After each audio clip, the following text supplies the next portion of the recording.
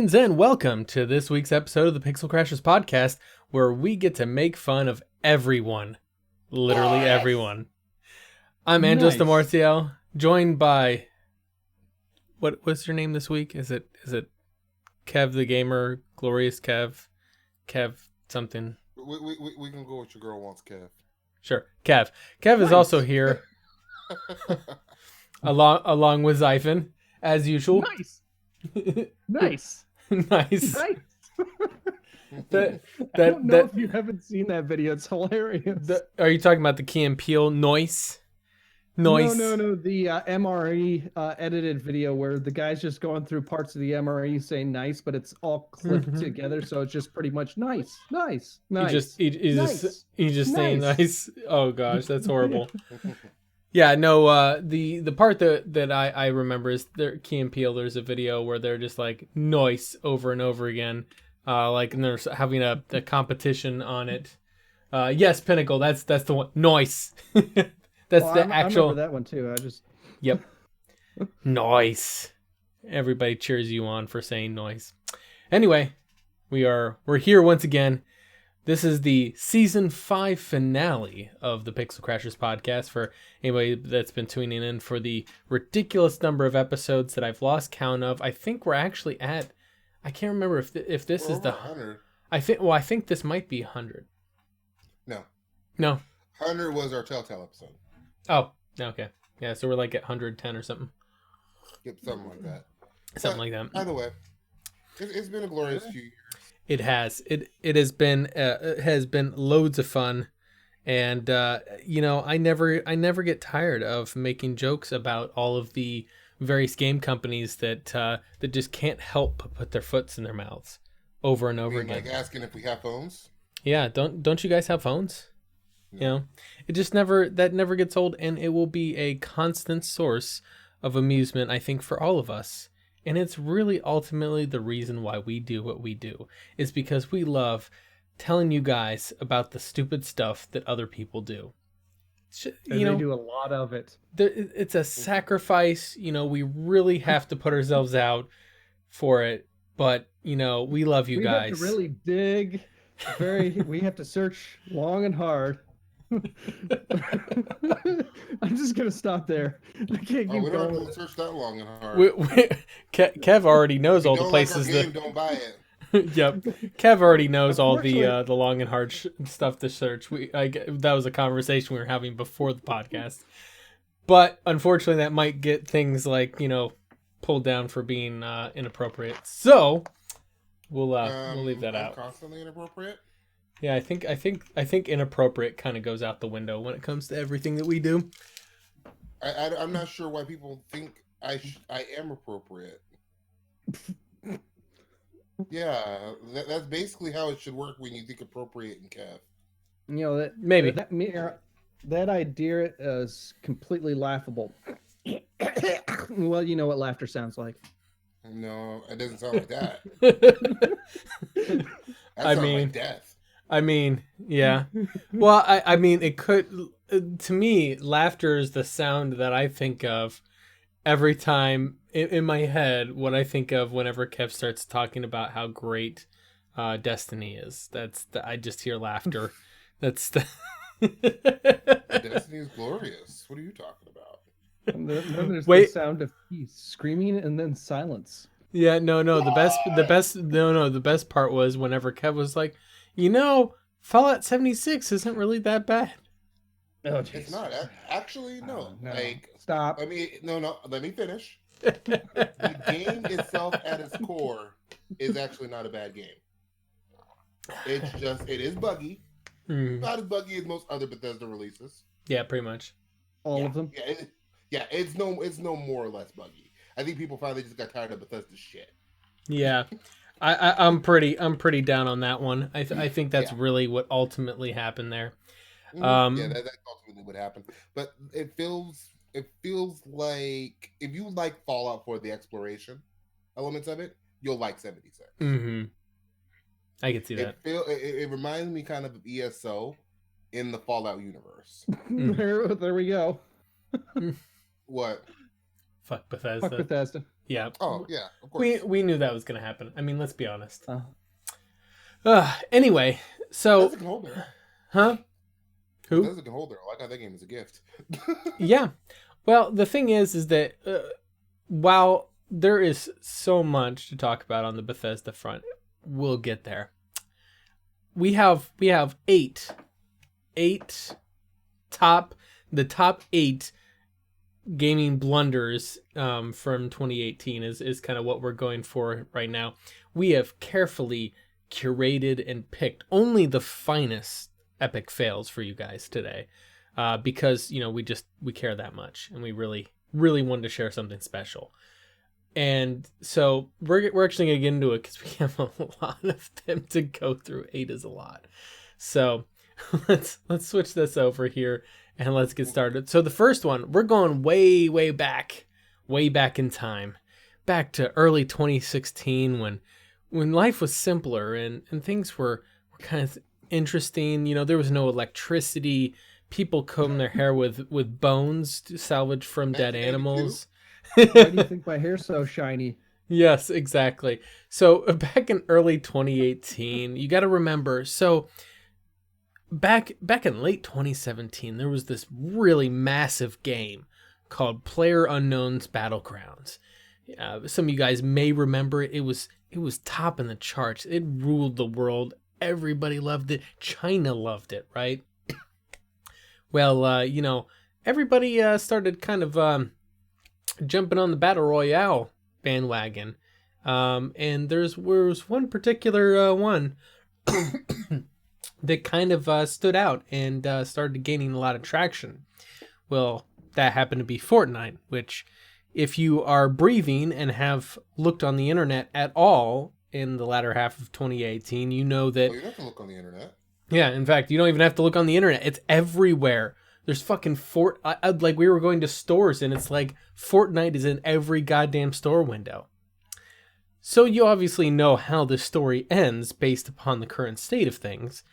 But in early 2018, PlayerUnknown Battleground, or the PUBG Corp specifically that runs the game, wanted to kind of chop Fortnite off, as the upshoot weed that it was, by suing it for copyright infringement. Yay. They claimed that PlayerUnknown Battleground should have a copyright on the Battle Royale game mode.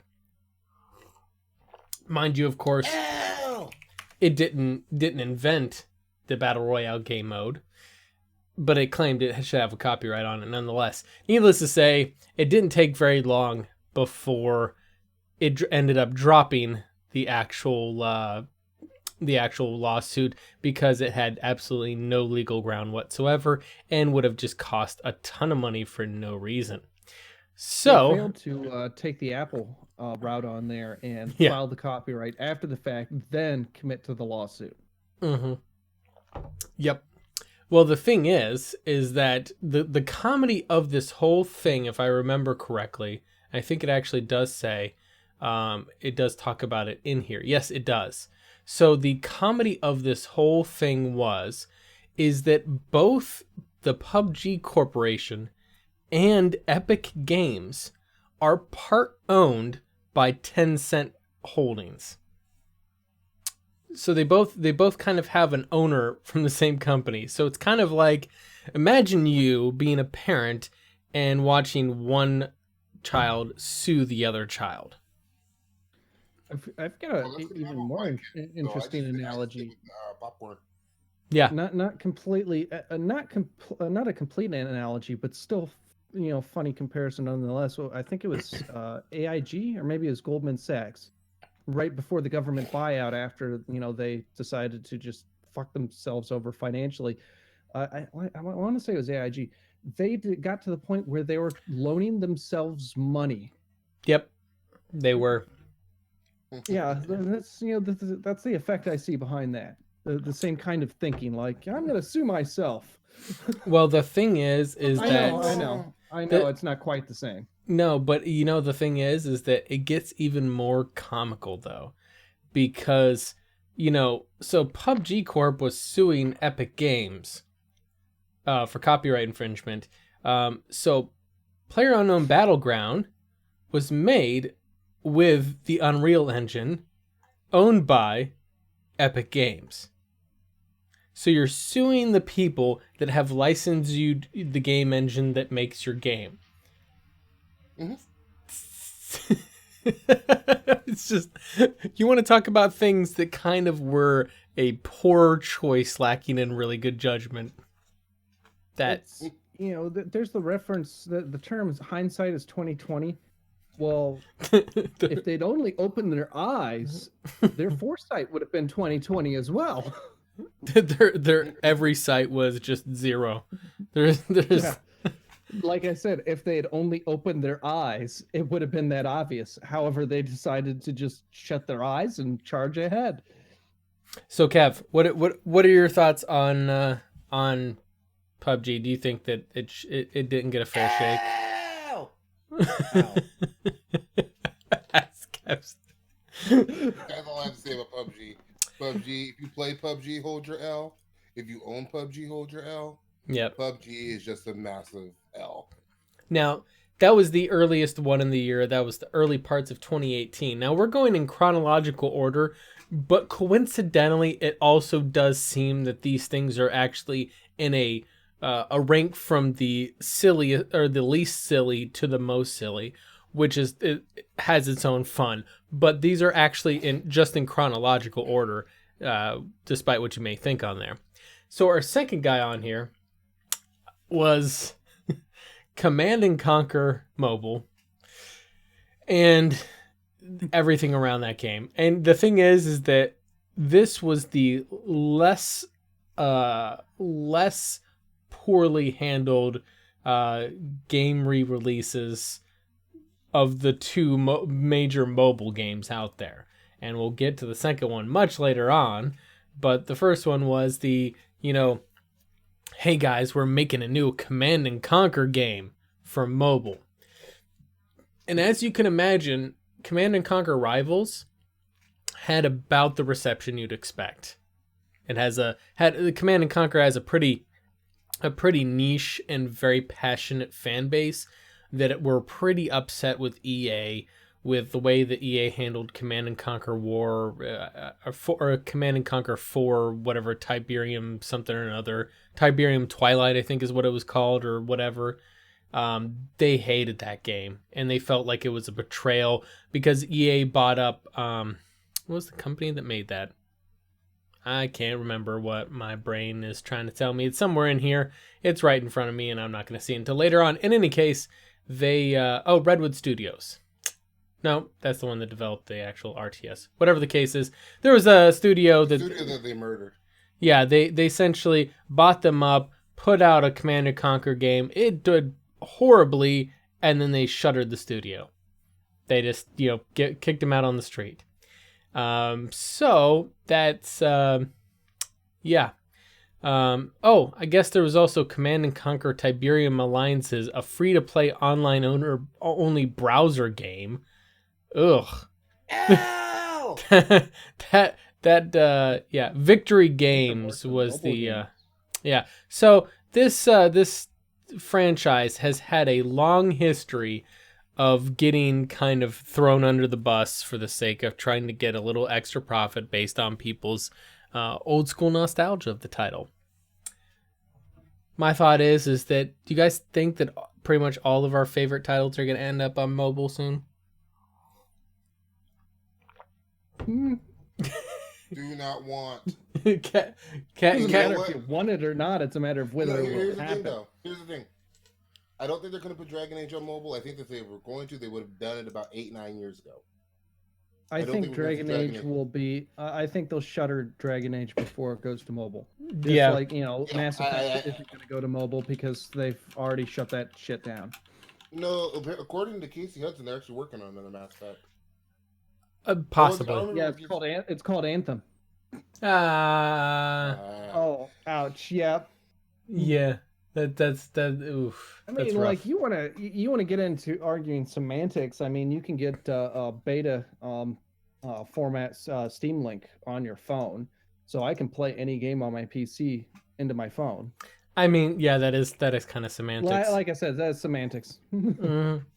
But no, because I know, for example, I don't know if you guys knew this or not, but so there's a company that is run by it's kind of a spin-off of BioWare called Beamdog that actually has been releasing a lot of classic BioWare games on mobile, like KOTOR, Jade Empire. I think there's Neverwinter Nights, the Baldur's Gate. They all have versions on Android. Can I just throw this out there and say I'm really not interested in mobile variants of my favorite games. I'd rather have a dedicated mobile game that is designed with mobile in mind.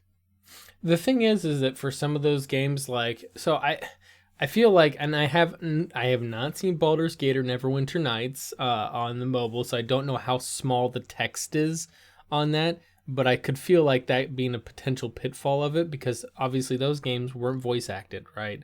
So, you would have to be reading a lot, and if they just scaled down the size of the game, that would be like really tiny text, because it was tiny text back then. But game like KOTOR, that wouldn't be as big of a deal because that's all voice acted, right? Except for your conversation choices, which of course aren't important at all. I don't get what your typical hype, role-playing game they aren't. what the whole hype with mobile is in the first place. Like, do you really need to take your games everywhere with you? I mean, It's not the consumer. Here's the thing, Kev. It's not the consumer. But mobile is it's still the the most publisher. popular gaming platform. Mobile is 50% of gaming approximately, so they're looking at like we're not tapping into 50% of the gaming market as a whole. The thing that they're missing out horribly on there is a majority of the mobile games that people play are like fucking Candy Crush, shit like that. Mm-hmm. Mindless zombie games, which may or may not include Plants vs Zombies.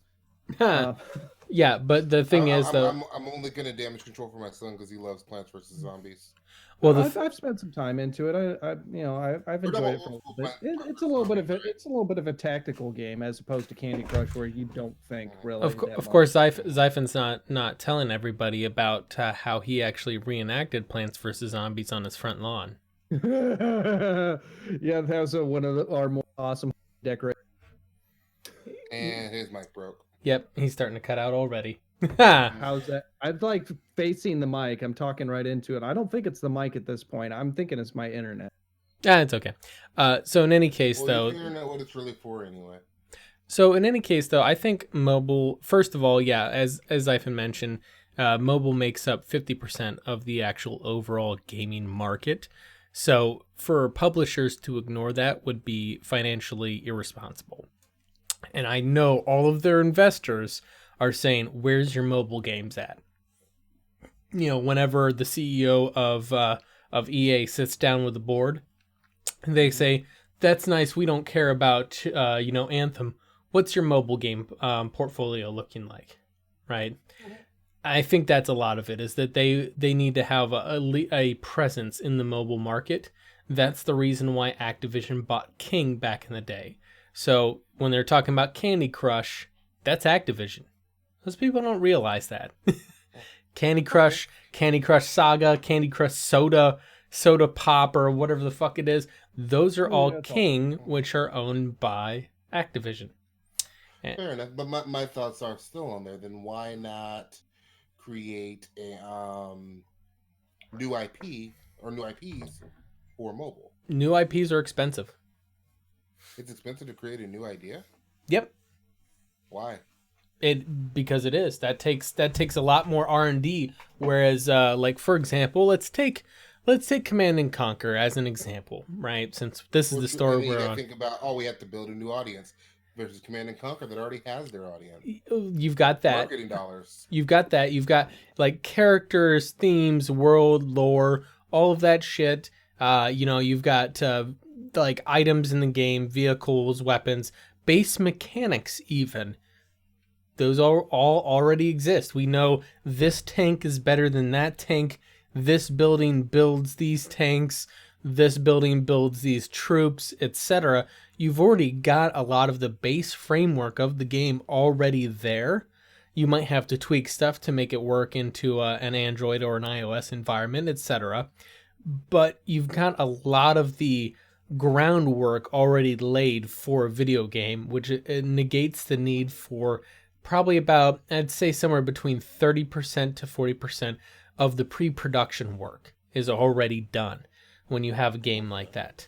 So that can add up to a considerable amount of money in the overall overhead of the project, and that's largely why they do that. That's the reason for Diablo Immortal. Diablo Immortal has so many characters that people know very well. You know, like yeah. Well, there's other issues with Diablo Immortal, which we'll get to later when we talk about that game. But, you know, there's the thing is that transitioning your current IP over to a different platform is a lot cheaper. Anytime you have to make something new, it's expensive, which we'll also talk about later on with the game engine controversy, and how expensive it can be to redo your tools, or when you might want to do that. Damn it, Bethesda. Yep, we know where that's going. Anyway, so yeah, I see it's entirely a profit-fueled venture, which is why you're seeing all of these big IPs hopping over to the mobile platform. It's because first of all, mobile platform is statistically the largest platform for gaming. Ergo, if you have a game there, it has a larger audience it's exposed to. Secondly, the monetization of mobile is a lot more lucrative because people there don't get up in arms whenever you have loot boxes in your mobile game. People expect it. Loot box! So that you're going to see a lot, like, and especially with EA. EA is going to be pushing their Wilson loot boxes into mobile games, and no one will notice there, and they'll be fine with that because they'll still be making their billions of dollars off of it. Yep. Mm-hmm. Yep. Sad as it is. Yep. Any case, so the next one we're talking about is a face palm. It was something that I still get fucking annoyed about, because while this particular topic got it got rescinded for this one game, there are still a lot of other games that don't benefit from they don't have the weight and gravitas behind them that Fortnite does. So about middle of the year, I think it was like May, June-ish in 2018. So a big controversy came out about people who are getting all of their brand new Nintendo Switches, pulling up Fortnite, trying to log into their Fortnite accounts, and we're like, oh, sorry, you can't log in to your Fortnite account on your Switch. And then people tracked it down. It was only people who were logged in on their PlayStation. If you logged in on PC, you could log in on Switch. Bam, works. Xbox, you can log in on Switch just fine. Boom. It's only once you logged your account in on a PlayStation at any point in time, it locked it out of those other accounts. So you could do it back and forth between PlayStation and PC though, which is a little weird. In any case, so Sony's perfectly fine with crossplay between PC and PlayStation. They just don't want you doing it with another console. It depends on the game. In general, they tend to be very against crossplay, but if they're going to allow it, they have kind of this. It's kind of like in movies, there's a grading scale of severity of nudity. You know, like for example, a topless chick is not as bad as a fully nude chick, is not as bad as a fully nude guy, right? There's that progressing scale. It's a similar thing with PlayStation. Crossplay with PC. Yeah. Crossplay with PC is not as bad as crossplay with Xbox or Switch. That's really what it is. They would probably sooner fall on their own sword than to allow complete crossplay with Xbox. Let's be honest. We don't have to worry about crossplay with Switch. because Switch can't play most of the games anyway. Yeah, the biggest problem behind that is both Microsoft and Sony have marketed their consoles against each other. It's like your opposing choice is this other console as opposed to anything else out there. Mm-hmm. So they're like, we've marketed them as. I'm not sure it's Sony and Microsoft versus the people themselves. Most people are like, "Hey, do you have an Xbox or a PlayStation?" Yeah, the thing is that I don't think I haven't seen any real direct marketing that had from Microsoft or Sony that has said, "Hey, buy our console over the other guy's console." Oh, as opposed original launch on Xbox One, PS4, they did not say the name specifically. They went, but it is one of those things that you couldn't be more obvious when they were talking about, hey, those gimmicky ads about trading games and stuff like that. All the complaints that people were having about that. They did not come out directly out and say Xbox buy PS4 over Xbox. So what you're saying is that Sony and PlayStation don't have the balls that Sega did. Well, let's not remember. Genesis does what Nintendo don't. Right. Let's not forget about the Crash Bandicoot campaign back in the 90s. Sony's gotten soft. Remember, they had Crash when Crash was the mascot for PlayStation, standing outside the Nintendo offices, calling Nintendo out. Yep. And like I said, Genesis does what Nintendo don't. I mean, that was the, you are for or against us type of scenario. Sony's always been that way. The thing is that, and now granted, this is anecdotal, so I have no actual data on this, but it seems like the instances of people owning multiple gaming platforms present day is a lot higher than it used to be going back in time. Right. You go back in the 90s, people usually owned one gaming console. The biggest reason why is when you compare electronics in general are pushed, marketed, whatever, hyped as more desirable to just fucking have in your life than it was at that point in time. And also on top of that, by means of inflation, current gen consoles are significantly lower costs than they were of the 90s. Mm-hmm. I mean, like the Atari, original Atari, I think that was equivalent to like $1,500 modern day, something insane like that. The original NES, I think, was $800 or $900 of modern day money. Yeah, that is true. So, like, you think about, like, people start making complaints about how, consoles are costing $500, in which, like, the PS2 was $300 or something like that. Like, well, comparatively, they're not. You look at rise of inflation, the prices are actually a lot cheaper, and for the most part, it is easier to own multiple consoles. Let's not forget about the Mr. Me Too idea that we had in society now too. Mm-hmm. Oh, he has an iPhone, so I want an iPhone. Yeah. Or he has a PlayStation, so I want a PlayStation. When this console generation starts, we talked about it, or you can even see with AMD and Nvidia. People make the argument, can AMD compete with Nvidia? AMD can't compete with Nvidia. They don't compete with Nvidia. When in reality, AMD competes at every price point except for usually that 80 Ti card. Well, the truth is, here's the thing, is that a lot of people are like, oh, they don't compete or they don't do this. And I'm like, a lot of times what people don't realize is that, like, and this is something that someone brought up, or I can't remember if I brought it up or someone else brought it up when a news report came out that NVIDIA's stock was dropping, or Intel drop was stocking, or whatever.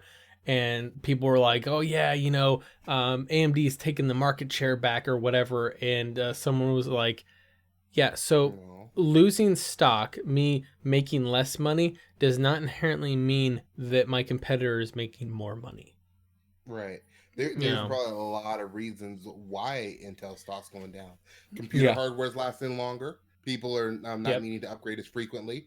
Mobile is a huge deal, especially cell phones. I'd say tablets, but really just iPads. How many people are going Mac? Well, what the issue is people are conflating the comparison of consumer investment. Consumers there's so many that you completely cut out. Start over. Yeah, I was going to say people are conflating consumers versus investors. They think investors are based off of a product type, like say server CPUs. Like, okay, there is going to be so much investor money on server CPUs. If it's not going into Intel, it's going into AMD. That's not how that works at all. It's just investor money in the total market. They could be putting it into gold instead of AMD. Well, Whereas, as consumers, you've got so many people that need server CPUs. If they're not buying Intel, then they're buying AMD. Well, and as Morris Minor said in chat, AMD was actually down at the same time as Intel was. Most tech companies are actually down in the stock exchange. No, the whole market's down. I think it's still starting to come back up, but the whole market's down right now. So but you got AMD, Intel, places like Netflix and Hulu are down. Yeah. Even things like Xbox and PlayStation, the divisions are even down as they fall under tech companies. Yeah. It's tech in general. Well, no, like I said, the entire market, the entire stock market is current. I think it might be back on the uptick, but at least up until only very recently, it has been on a consistent downward trend to where a lot of people were talking about the next recession. Like that's how bad it's been down. Cryptocurrency's fault. Yeah, let's be honest. Cryptocurrency has been one of the worst ones. That tanked hardcore. But in any case, though, it skyrocketed hard and tanked just as hard. That's true. Well, that's when something skyrockets like that. That's fucking Icarus right there. That is the definition of a bubble. Yes, absolutely. That's exactly what that was. But in any case, the thing is though is that with a lot of Sony's mentality that kind of led up. This was this story about Fortnite and being locked out was kind of the culmination of Sony's approach to gaming, and their approach was, as we enter into a more online connected gaming space, we want to have the walled garden. We want to be the Apple of the console gaming space, right? So the problem is where Nintendo already has that on lock. Yeah, first, well, in a certain respect, yes, because they just have a lot of unique content that they don't do a lot of cross-platform stuff, right? Well, actually, not only that, if you look at the Nintendo, well, I'm thinking of the fan base more so. Yeah, like it's people when they buy a Mac, you buy a Mac because you want a Mac, you want the Mac specific things. Yeah. When you buy a Nintendo, most people buy a Nintendo console for Nintendo games. Well, the thing is, too, is that with Sony, they were trying to set up this like walled garden thing where if you would listen to the way they say it, they would tell you that they wanted to keep more control of the gaming experience and ensure that their customers had the highest best gaming experience that you could get. They want to, and they might give a lot of pseudo reasons of the player interactions. For example, like their ability to suspend or ban people that are cheating, or people that are communicating in a toxic way through PlayStation's messaging platforms, that sort of thing. That way, they can curate the gaming experience a little bit more closely, which allows them to allows people to have a better gaming experience. That would be their claim. The truth is that if Kev has a PlayStation 4 and Xaiphen has a PlayStation 4 and they have insert hot new multiplayer title like Anthem, we'll say that. Let's say it's Anthem. And I also, as a gaming person, want to play Anthem. Where am I most likely to buy it? Well, if there is no crossplay with PlayStation 4, chances are I'm probably going to buy it on PlayStation 4 in order to play with Xaiphen and Kev. That's the mentality of your common consumer, right? And the thing is that a lot of people are starting to say, no, I don't like that. I want to have my Xbox and be able to play with someone on PlayStation, or I want to be on PC and play with someone on Xbox, etc. You know, every which way. And you started to see that culminate with this Fortnite issue because Fortnite was so big. And that's the only reason why Sony budged. Like, and Yeah. it's interesting too, because when you heard people talk about it when the issue was large, there was a good portion of people who actually just didn't care. They Yep. didn't care if they played with PC players or not. There's a lot of people that were like, I don't want to play with PC players, but I wouldn't mind playing with Xbox players and Nintendo players. So it's like it's all over the spectrum. So it's going to be interesting to see how crossplay envelops, especially as we get into the new generation of consoles. Yeah, it will be interesting to see exactly how it goes, because I think that Sony is in a unique position of being a market leader right now. We've seen like this kind of go back and forth between Microsoft and Sony, even though Nintendo has had consistently strong sales. They for some reason get left out of the news a lot, right? Like, for example, the Nintendo Wii sold better than the what was it in the PS3. was it PS3 X360? Yeah, PS3 360. Yeah. We won that generation, but people completely ignore that. Yeah, like people don't know that it sold about 30% more. I think it almost sold enough to It spanked the 360, which was the next. The biggest reason why is people like to focus on their false dichotomies. Yep. They can only focus on black versus white, A versus B, and it's like, and there's a third option there, whether it does shit or does awesome. They just don't refuse to acknowledge its existence. Well, part of it's also the way that Nintendo markets things, right? Nintendo, since the GameCube, has made a very clear focus. They call it blue ocean marketing, as opposed to, I can't remember what the other term, the red something or another, where essentially they're not marketing against other people. Their product design is not designed to compete against somebody. Everything is all about, we're just going to go do our own thing, which Xbox sounds like they're going in that same direction, actually. Yes. In a certain respect, the thing is that I kind of feel like they're all going to start diverging considerably more in what they're looking for. And Morris is correct. They did sell a lot of consoles, but not the games, or at least reportedly. Oh, there was a lot of Wii Sports, and that's about it. Yeah, Wii Sports. The thing is they gave away one of their biggest popular titles for free. That's about it. Yeah. That's what a lot of people bought the Wii for, was Wii Sports. Yeah, that was kind of, I guess, their own fault. But and sadly, that's why a lot of the games, the big name games, didn't come to the Wii. Because please believe, look at the Switch, they are finding ways to get these games on the Switch. Ark Survival damn near blew up a Switch, but it's on there. Oh shit! Like even Warframe came to the Switch. Well, Warframe will run on the toaster. Yeah, Ark runs like shit on PC. And you know what? As much as you want to trash talk Warframe, I'm saying that's great. Awesomeness of design. They actually have. I'm actually complimenting the optimization. They actually have a several really old potato PCs in their studio that they test on. And it's funny when you talk to these console players and they're all like excited and hyped. Oh my god, look how well Warframe runs on the Switch. I'm so surprised.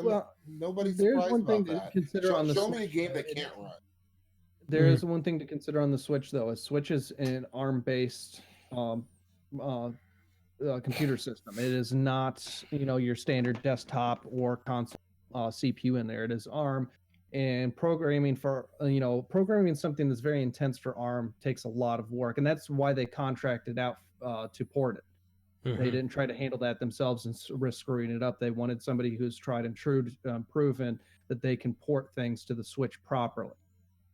So did they get the same people that did Doom and Wolfenstein? I don't remember. I think so. I can't remember the name of them right now. Blue Hole or Blue Point, something like that. Blue Hole is the company behind PUBG Corp, by the way. Yeah. Blue something. I don't know. So my question to you guys is, as a kind of a point of discussion on there, What do you think the odds are that Sony will kind of bring down the walled garden approach for the next PlayStation console? Do you guys think they'll be more open and crossplay, or do you think they'll continue locking things down? I think it's a pretty tough sell. I think Sony might panic button. That's what it is. That they do. Oh yeah. Okay. I don't know. Faster. I want to say because Sony right now they're really pushing for we made single player story driven games. The games that EA says are dead. They're really focusing hard on that, and I think as long as they focus on that, their consoles will sell. What I want to see happen in the industry versus what I think will actually happen is, and it's kind of what you're saying too, more like you want to see the hardware stand on its own too. Mm-hmm. I kind of want to see them sell it based on their games. Okay, I make this game for my hardware. This is why you should buy my hardware. This is why you should buy my hardware to play my game. Well, I'm okay with that. Well, the counter argument to that is make the hardware unique enough that the game will work more exclusively on that.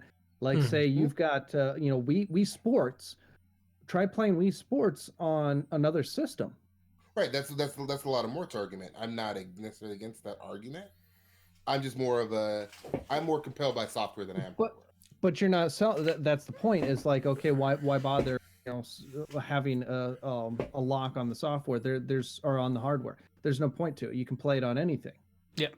So you make awesome software. Like, well, make that. Okay, let me go with the awesome software. Warframe is so fucking well optimized; it runs on everything. That's awesome software.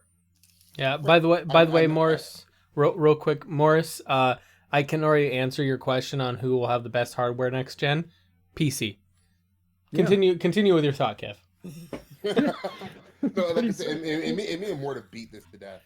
You're making a lot of the same arguments that he's made, and I go back to the same argument I said about why exclusivity I think matters to non-technical people. How do you sell? Well, I guess you would with it's like the Nintendo idea where you use this hardware to do this. You can only do this with my hardware. It doesn't have to be horribly unique. Just a little touch of something that makes it stand out. It doesn't matter how much it is. And maybe that doesn't for some people. Personally, I don't care about that stuff. Like, that's me personally. I think there are some people out there. I mean, like you make Halo and you're only putting it on your box. Okay, I'll buy your box. Microsoft that's almost started on that with the Xbox. The Kinect to work with it.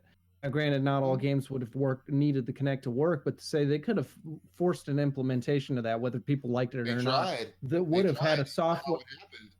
Mm-hmm. Well, I'm saying, say like all games require your avatar of your face, so you have to have a Kinect.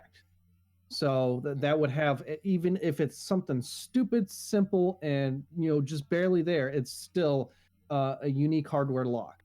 Mm-hmm. So a lot of kind of the way I see it on there is, and Kevin and I have kind of gone back and forth, like you said, a lot on this. I'm a big fan of having storefronts, software, and hardware all standing on their own two legs. If you want me to use your product, I don't care if that product is a console, I don't care if that product's a game, I don't care if that product is the store where I buy the game and or the hardware. You should do something unique for me as a consumer that makes me want to use your product, right? So if that's a console, what about the hardware of the console makes you unique from your competitors that makes it interesting? You got a Switch. Okay, this is like a hybrid mobile game system, but you can also dock it in and use it on a big screen. Okay, that's unique because none of the competitors are doing that. You want me to play Warframe, right? There are several competitors out there that have like the kind of, I'll call it the MMO shooter thing, right? It's not the same. Looter shooter. There you go. Yeah, there's multiple competitors in that looter shooter space. What does Warframe do that's different from, say, Destiny, right? So it's free to play. Charge you an arm and a leg? Yeah, it's free to play. You don't pay for the DLC. Okay, so that would be a certain benefit to some people that might be interested in a looter shooter. Mm-hmm. Storefront. If I am buying from Steam versus GOG or whatever, what's the benefits of using GOG? Oh, no DLC. They have a lot of older retro games that I meant. DRM. Yes, I was they going have. with that slide, but yeah. They have no DRM. You know, they have a lot of older games that I might be interested in, that sort of thing. So they have a unique selling point to why I might use GOG.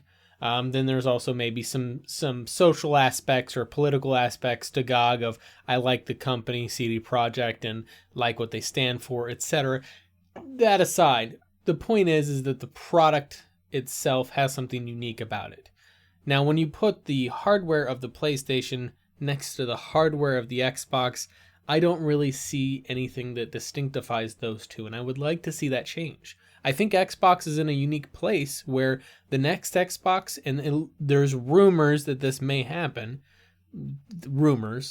but they have a huge infrastructure, cloud infrastructure that they could utilize for cloud computing to kind of have this lightweight, ultra cheap endpoint that they sell to consumers as a console that what it lacks in actual direct hardware and makes up with having a link to cloud computing resources that allow it to play same quality as, like, say, a PlayStation 4 or an Xbox One, but it costs $100 instead of $400, right? I know that's not what those consoles cost now. I'm talking about back at launch, you know, back in their prime. They're talking about the new console. Like, yeah, so for the next generation. Say the new Sony console costs $400 or $500.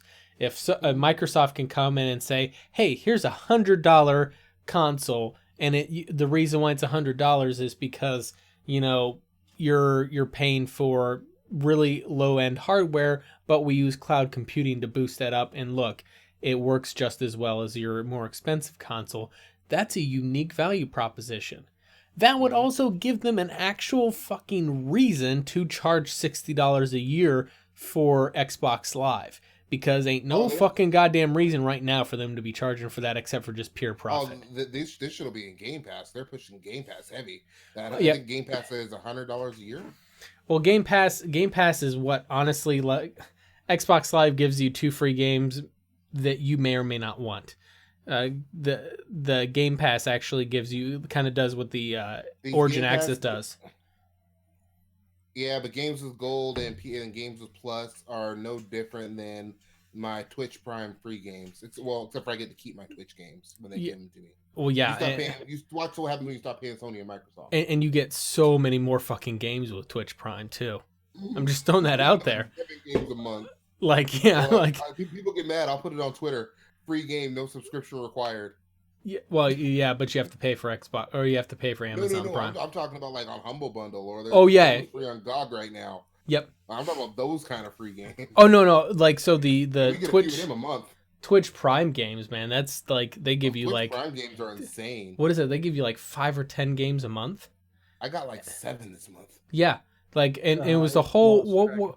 There was the publisher. There was a certain publisher that I can't remember the name of. Digital gave you like another 7 games. I was so happy. I wanted to play The Messenger. I was about to buy it on the Christmas sale. Got it for free. Like, yeah, it's like they just dump games on you for free. Yeah, they're not always the newest, hottest things around, but they're usually really cool indie games. Yeah, and it's like sometimes you get a AAA game. I haven't got a chance to play it yet, but I got Jotun for free. And I was kind of interested to play it because the art style looked really fucking cool in that game. I'm looking at what we got this month. 1, 2, 3, 4, 5, 6 games from Twitch Prime this month, not including the additional 7 we got from Devolver Digital. Yep. I got 77 Twitch Prime games. They started doing that this year, didn't they? I got 11 by 7. That's 77. That's page 77 fucking games from Twitch Prime. And we ain't paid for none of these motherfuckers outside of our. The Amazon Prime. Amazon Prime ain't going nowhere. I was gonna have that. I had that regardless. Yep. So see that's called value added proposition, right? And the way they positioned it, they started doing the games with Prime. I think about the same, I think games with Prime, whatever it's called, about the same time that they also spun off and returned back Twitch Turbo, right? So if you wanted ad-free viewing on Twitch, you had to have Twitch Turbo or whatever. So it was kind of yes, we're taking value away from Twitch Prime so that we get people to buy Twitch Turbo, but then we add in more value back to Twitch Prime. So hit or miss, right? In any case, though, it's a matter of what you found most useful out of it. Yeah, in any case, I have 84 games here from Twitch, and I've only played a couple of them. Yeah, but it's just the point. Like, you gave me all these games. Yeah, my thing is, what I want to see happen is I would love to see Sony find a niche that they can stand on, and hardware wise, specifically. Mm-hmm. Like, for example, if they could really dig into PSVR, for example, and kind of really spin that into something special and unique, that would be awesome. I would love to see a PlayStation, a very in-depth PlayStation VR experience. That would be great. Something that's accessible to people. You pay, say you pay $400, $500 for a VR kit that includes a console, a gaming console, kind of similar along the lines of the new what is it, the new Rift Go, I think is what it is. But with an actual game console attached to it, Oh, Sony's not gonna do that for $500. Yeah, that's the thing, is that that's an idea of what they could do for something unique, right? Be unique. I wonder how many people would buy into that too, because I know, at least for me, and I know a lot of the PlayStation fans I talk to, they specifically play PlayStation for PlayStation games. The thing is, now I do think this would work for the Xbox audience, because a lot of them have said, since it may be the PlayStation audience changes too. They say, we don't care about having exclusive. Mm-hmm. We play Xbox because we want to play with our friends. We like the Xbox network. We like the controllers, the ecosystem, all that shit. So yeah, maybe, the thing is, I would love to see a day whenever Sony publishes those high-end God of War, Spider-Man, Red Dead Redemption, those games, they publish those on all platforms. They're still making money as Sony. They're just making more money. Because the thing is that I guarantee, if you actually did the math, the amount of money that Red Dead Redemption would make if it was released on PC and Xbox versus the amount of money they made selling consoles for people that wanted to play Red Dead Redemption, I guarantee you they would have made like at least 3 times the amount of money off of having that game on all platforms. So you mean having it on both the consoles and PC? Yeah, having it on. As opposed to just having it on the consoles? Yes. Or if you take God of War or one of those really, really PlayStation specific, because I forgot Red Dead Redemption's on Xbox. So that one wouldn't be as big, although it still would sell a lot more because there is a huge PC audience out there. And there's nothing to say that, Red Dead Redemption might not come to PC later, because they did a similar thing that they did with Grand Theft Auto. So yeah, that's the argument people are making now, and a lot of people are arguing, well, the first Red Dead didn't come to PC. Yeah, it may not. It may or may not. But if it does, it does. If it doesn't, it doesn't. Yeah, but I mean, like, for example, Spider-Man or God of War, right? Both are damn amazing games, right? No argument there. I believe that they would have made more money if they made it multi-plat, as opposed to the amount of money that they made selling PlayStation consoles for those titles. I believe they just want that license money. That's where the real money is. A good hardware versus software. You're cutting out a lot, Xaiphen. Yeah, there's almost always a lower profit margin on hardware versus the software. Mm-hmm. Mm-hmm.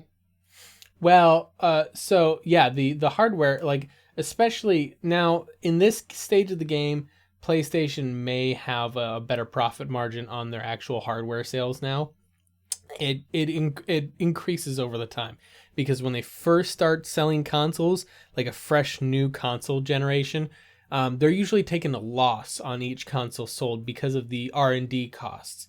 But over time, that R&D gets kind of paid off, so to speak, and then they can start slowly turning more profit per console, which is at what point you usually see the actual price of the console drop, right? Is whenever they're like, okay, we've got our R&D costs covered, Now let's go ahead and do a price drop, push out more consoles. They're hitting a higher profit margin per console, even though they've lowered the price. That's usually the way those work. But I don't know. I just really would love to see Sony pushing all of their games to all platforms, making money that way, doing something really unique with their hardware, making money that way. Same with Xbox. Make your money in the best way you can for all places. Don't hold games hostage to sell a console that's not really that interesting. That's my thing. Yeah, no, I can't argue that. I agree. Yeah. All right. Anyway, I think we rambled on that one for a while. So now we'll get to one that's a little bit more fun. The Culling 2. The Culling 2 was a train wreck. I don't know if I feel sorry or if I roll my eyes at Xaiphen Games, because they essentially released The Culling in March 2016 as early access game, and it was okay, but obviously you had the big uptick in all of the battle royale games coming out then. And then also a big uptick of a lot of the hero shooters like Overwatch and Paladins and that sort of thing. So it was a really tough crowd to get into then. And they kind of lost all its players to like games like PlayerUnknown Battlegrounds. So they stopped developing the game. They shut down The Culling and said, hey, let's just shit out a sequel to that game. Oh, people were pissed. It was a train wreck. So when they released it, it got such a bad reception that Xaiphen contacted Sony, Microsoft, and Valve to pull the game from store shelves, refund people, and shut the game down. They wanted to bury it in the desert. Yeah, just like E.T. To make it better, they put the old game back up. Yeah, they did. Like they wanted to give it the E.T. treatment. Well, E.T. was a different story. E.T. was because manufacturing cartridges for Atari was a lot more of a big deal than digital downloads or manufacturing CDs or CD-ROMs. So when they manufactured the cartridges for E.T., I think they estimated that it was going to sell like 3 or 4 million copies. So they manufactured 4 million cartridges for the Atari, and it ended up selling 1.5 million, which I think about 30% of them ended up getting returned. So they ended up with like it was something like I think it was like almost 3 million copies that no one wanted to buy. What are you going to do with % of the original production? Yeah, it's like, so what are you going to do with 3+ million cartridges? And these aren't small. These aren't like, little tiny things. So they just went and buried them in the desert. But it definitely was not the worst game of all time. That goes to Superman 64. That was the worst game of all time. It was about time that one would come out. Yeah. Anyway. I don't know, Sea of Thieves is out. Oh, no. Have you guys, random side note, just to diverge on there. Have you guys seen the meme about the No Man's Sky, No Man's Land, and No Man's Sea? So you have No Man's Sky. No Man's Sky or Sea of Thieves, basically No Man's Sky in the water. Yeah, it's No Man's Sky in the water, and then you have Fallout 76, which is No Man's Sky in land. So it's No Man's Land. So you have No Man's Land in Fallout 76, No Man's Sea in Sea of Thieves, and then No Man's Sky. I was like, okay, that's pretty witty. I'll give him that. And to be fair, as far as I understand, No Man's Sky has actually made a pretty positive turnaround from their debacle. But that was. I heard that when they put that update out, I forget when the update came out. I forget this summer. I heard the game is actually pretty good now, pretty fantastic. Yeah, Morris, I'm not sure what you're talking about with didn't ET have a bug that stopped you from finishing the game? No, the most notorious bug in ET was the one where you would fall into the pit, and normally you could like levitate out of the pit, but there was something with the game logic that would just cause you to keep going back down into it. And I'm sure it was no bug bigger than anything in Fallout 76. I mean, Fallout 76 is a bug. Hey, I will say I put about 5-6 hours. I put about 5-6 hours into the game, and I've only experienced one bug. Yeah, that was booting up the game, and you saw the title screen, and you realize, oh wow, this is a bug. Actually, no, I did about two bugs. The Department of Damage Control says that's a feature bug. It's a feature, not a bug. Yeah, it's a feature I don't want. But it tanked my frame rate when I went to window full screen for whatever reason. If I put it in regular full screen, it plays fine. And then for some reason, when I'm in third person mode, I prefer to play Fallout in third person. Like I will shoot, and then it won't let me shoot again. But I go in first person, I can shoot just fine. Oh my! Which is a pretty bad bug. But those are the only bugs I've seen. Everything else seems to work pretty fine. Well, you're just playing it wrong. Yeah, right? That's what it is. Yeah. So Bethesda's the Apple at this point. It's like you're playing the game wrong if you're experiencing a bug. If you can get the game to crash by launching 3 nukes, that means you're playing the game wrong. You were trying to crash the game. Yeah, exactly. You were playing the game wrong. But yeah, but in any case, so my question is, what do you think that Xaiphen's I thought was on what they were doing with pulling the culling, quickly hammering out and throwing out a sequel, and that unfortunately just kind of bombed. What do you think the thinking was there, rather than updating the culling to be what they wanted it to be? They probably thought, well, it worked for Destiny. Oh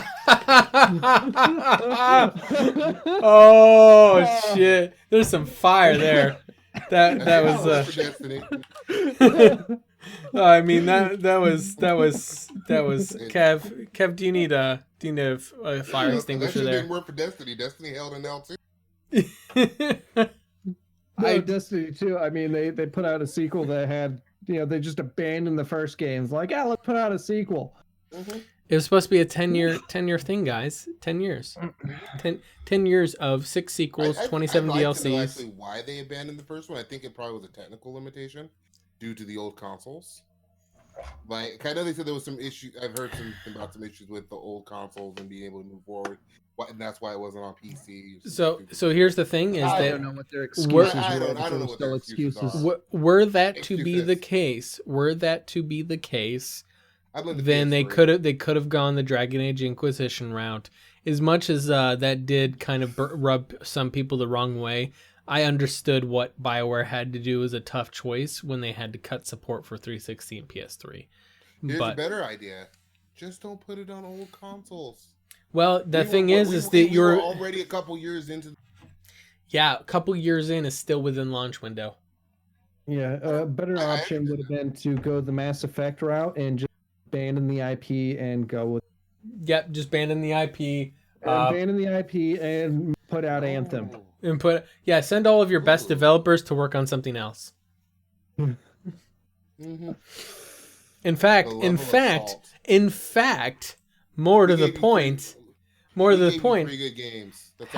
Have your better developers also steal development pieces from your game Andromeda to put into their more important title in Anthem. See, you noticed how so far I've only dodged your question. You said what were they thinking on that? I've dodged your question at least twice now, and the reason why is I shoved my head that far up my ass to figure out what the fuck they were thinking. That's the truth of it. Can't remember who I said was also had their head up their ass. I think it was Bethesda. A lot of companies have their head up their ass. Ubisoft, Activision. Hey. EA's used to it. They've been walking around for that for a while. Hey, you guys. Activision don't catch nearly as many L's as they deserve. You guys have phones, okay? We know you have phones. We'll get to that one later. Don't worry, guys. That's not going to be left off the list. So, pretty close to the top. so Kev, What are your thoughts on what is? Do you think that Xaiphen will ever produce another game again? For the people listening into the podcast, that is Kev moving his finger and his thumb in the shape of an L on his forehead. Isn't there? L! Yeah, I think we'll just leave the that one go. No singing. Nope.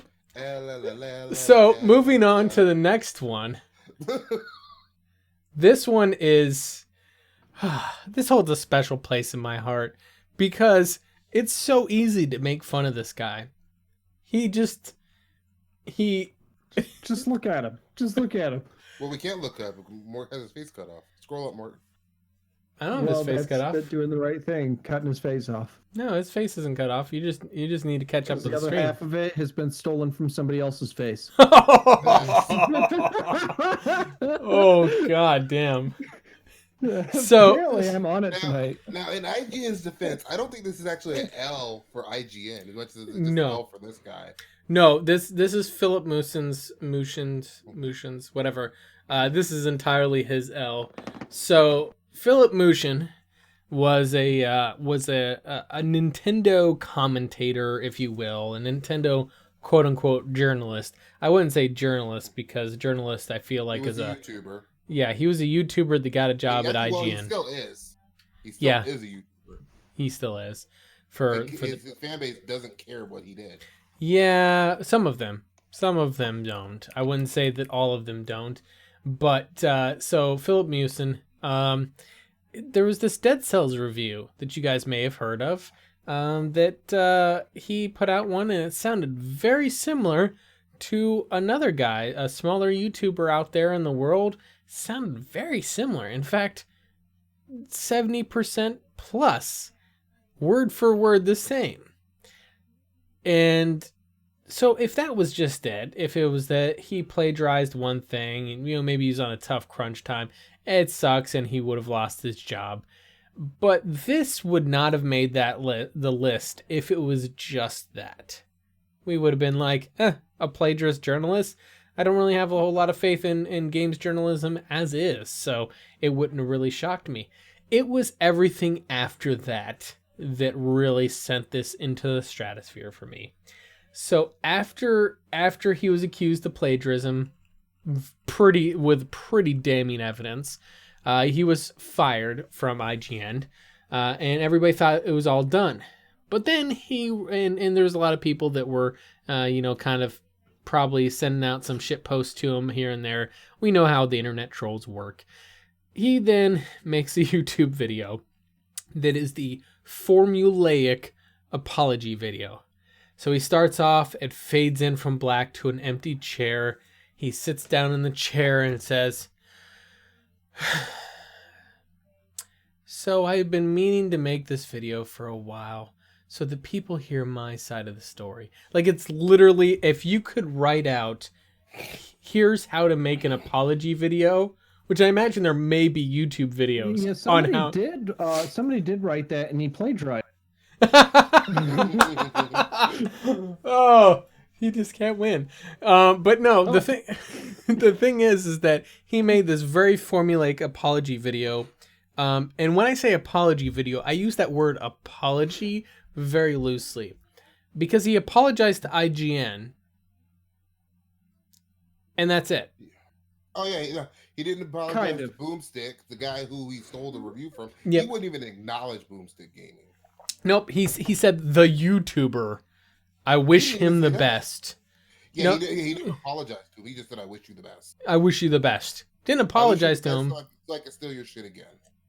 But the highlight of that video, and I would say the biggest, dumbest thing you could say, there's a outspoken rule on the internet that has been around for as long as the internet has had any sort of sentience. Don't challenge the internet. The internet will win. There are two things that are undefeated: the internet and Father Time in sports. Yeah. Like, Father Time is undefeated. Yeah, so it's like he said in his video, he said, well, because at the time the news broke about this, really caught traction after Jason Schreier broke the news in a Kotaku article. So Philip Mewson called out Jason Schreier, and it pretty much said that Jason was just trying to get clicks.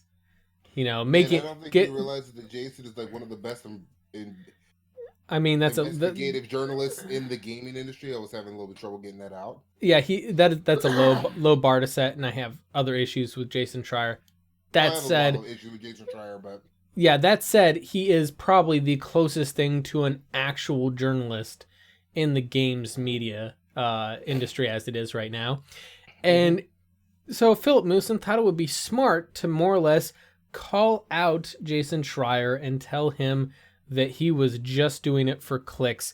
And he said, feel free to look and try to find more if you can, type of thing. Like you won't find anything else, type of thing. Like essentially, like you can keep looking and digging. I know you're just doing it for clicks, blah blah blah. Oh, that was a stupid mistake. Because not only did because and that's how you get a meat dragon made of orphan meat. Yeah, because not only did Jason go out and find several more instances of plagiarism of this guy's doing, but then Reddit and a lot of other internet site areas, people started going and tearing apart every fucking thing he had ever written and dissecting it, and found like more than a dozen instances of his plagiarism. Wow, dude. See, now there's that old term of throw stones. If we heard, and I've seen it. We heard like half that. If you have a machine, what I said, yeah, people in glass houses sink ships. That's what I heard. Yeah, well, unless there's a machine gun on the roof, he did not have any of that advantage. My thought was, don't challenge the fucking internet. Yeah, so the thing is, every time. The thing is this was a very simple, like, you get busted for plagiarism. First of all, like, when you make an apology video, don't say you didn't mean to do it. Plagiarism is very deliberate. There is no accident, or there's no I didn't mean to. Mm-hmm. Don't do that. Just say try to plagiarize. Yeah, just say, hey, I done fucked up. I couldn't make my deadlines, and I'm paying the price for it. So I apologize to all the people that I've hurt, etc., etc. And you know what's funny? Done. Had he just admitted to his fuck up, his views wouldn't have plummeted the way they did. I looked at his views. He was getting like 30 to 40,000 views per video. Now he's struggling to get 10. The thing is that IGN has since scrubbed everything that he's written from their site. I'm talking about from his own personal YouTube channel. Yeah, his own personal YouTube channel is a black hole.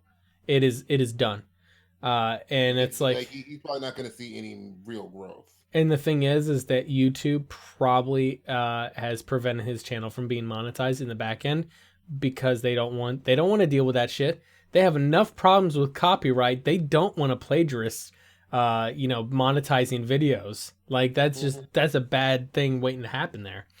So yeah, it's like he could have avoided all of that. He could have, he could have avoided all of that by not plagiarizing shit. But if he did plagiarize, he could have just said, "Look, I'm sorry, guys. I done fucked up. I apologize to Boomstick. I'm sorry, guys," and then moved on.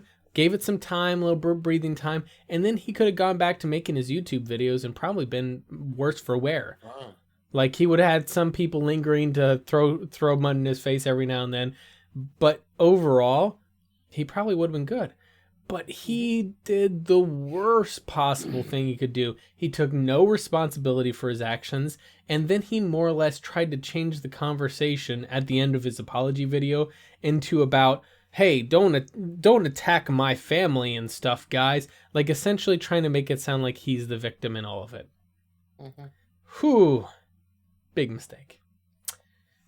That was Philip Mewson and the story of the infamous YouTube plagiarist. And L. Moving on to hashtag everyone's battlefield. This also is that what we're referring to? It is instead of if you don't like the game, don't buy it. Well, no, the subtitle is if you don't like the game, don't buy it, because that's literally the subtitle of the article that I pulled up for it.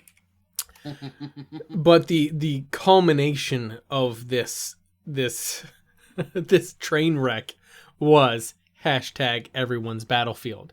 So starts off this game, obviously these video games, it doesn't matter if it's Call of Duty, Battlefield, all these games take a lot of creative license with history. They're loosely based upon historical events, but they try to have a certain degree of authenticity. Like, you're using at least guns that existed in that era of time, although the guns that existed then may have been very rarely used, whereas everybody in fucking Battlefield 1 is using a gun that only 10 were made in World War One. Yeah, everybody has one. Yeah, so they're, like I said, they're definitely not a hallmark of realism by any means. They admit to being so too. Yeah, and it's the same thing with like other games. Like, for example, that would be the same way with a game like Assassin's Creed, right? There's some historical stuff there, but it's very liberal with that. So the thing is that this game kind of first got some I would call it hate, because it was a pretty snap judgment that people were making. First of all, that essentially there was I think it was a British woman that was on the title, like the one-armed ginger. Yeah, it was the one-armed ginger British woman that was throwing around grown-ass men with a prosthetic arm. Yeah, and so, like, don't get me wrong, like, my first thing is I'm laughing at that because I'm like, yeah, that wouldn't be happening, right? Mm-hmm. And she's on the front line. Women, they already didn't think women belonged on the front line. Well, and not only that, then there was also the guy with like the ninja sword in there too, randomly. That was also, didn't notice that. Yeah, that was in that initial trailer, and I'm like, the fuck are they off their rockers, man? I think the last Battlefield game I seriously played was Battlefield 3. So I played the beta of Battlefield 4, but ultimately I really have not been in that. I do gotta ask. I mean, like the particularness, yes, of an actual ninja sword. Was it a cool ninja sword? Was it a red ninja sword? Yeah, well, I'm asking, is it like this a Japan conflict, or is this Europe, or is it just kind of covering? This is Europe. This was a okay. That no, they have no excuse. I was going to say, if they were like focusing on the conflict between the U.S. and Japan, you can throw that in there, because there was, obviously of certain rank and nature, there was Japanese soldiers, pilots, such like that did carry wakizashis with them. Yeah, no. This was a crack allied team. There's like a British soldier. Yeah. There was some like French chick or whatever. So I mean, the actual historical accuracy of it is completely out the window, because I mean, there were female people that were fighting. They were mostly French resistance. I think there might have been some female German soldiers in special duties, not frontline fighting. But I mean, things can get messy in war, and sometimes women can be put in a position, even if they're not frontline soldiers, they may still end up in combat. So things can get messy that way. However, a British chick probably wouldn't have been on the front lines no matter what. Whatever. That's not really important, because it's Battlefield. This is not the History Channel, right? We're not expecting Battlefield to be really accurate. However, there was a lot of people kind of getting upset about this, because there was a small group of people that got upset about this because SJW agendas and all that stuff, right? Which that probably wouldn't have made that much noise if EA didn't subsequently give a platform to it with Patrick Soderlund and his, oh God, what are you doing? Stop this. His PR tour, where he's going out virtue signaling on every media platform he can.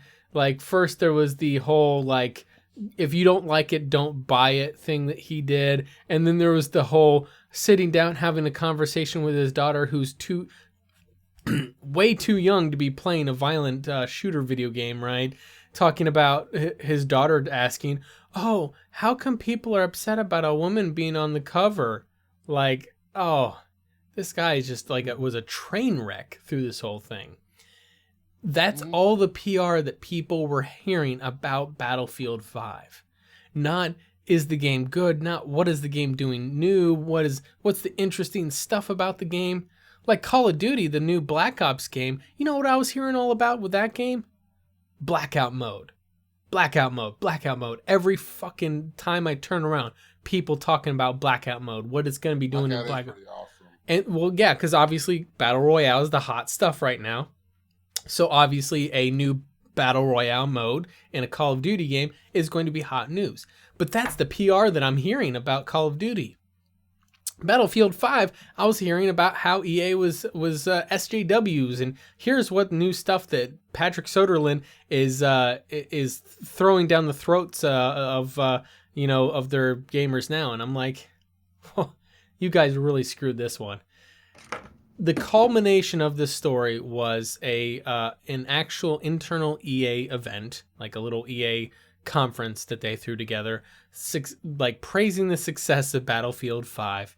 And very infamously, there was a big giant screen in the conference hall where they were holding this, and up on the screen was prominently displayed in the center was hashtag everyone's Battlefield, and surrounding that were quotes from trolls and haters on the internet that were saying essentially criticizing there being a woman in the game or criticizing blah blah blah whatever.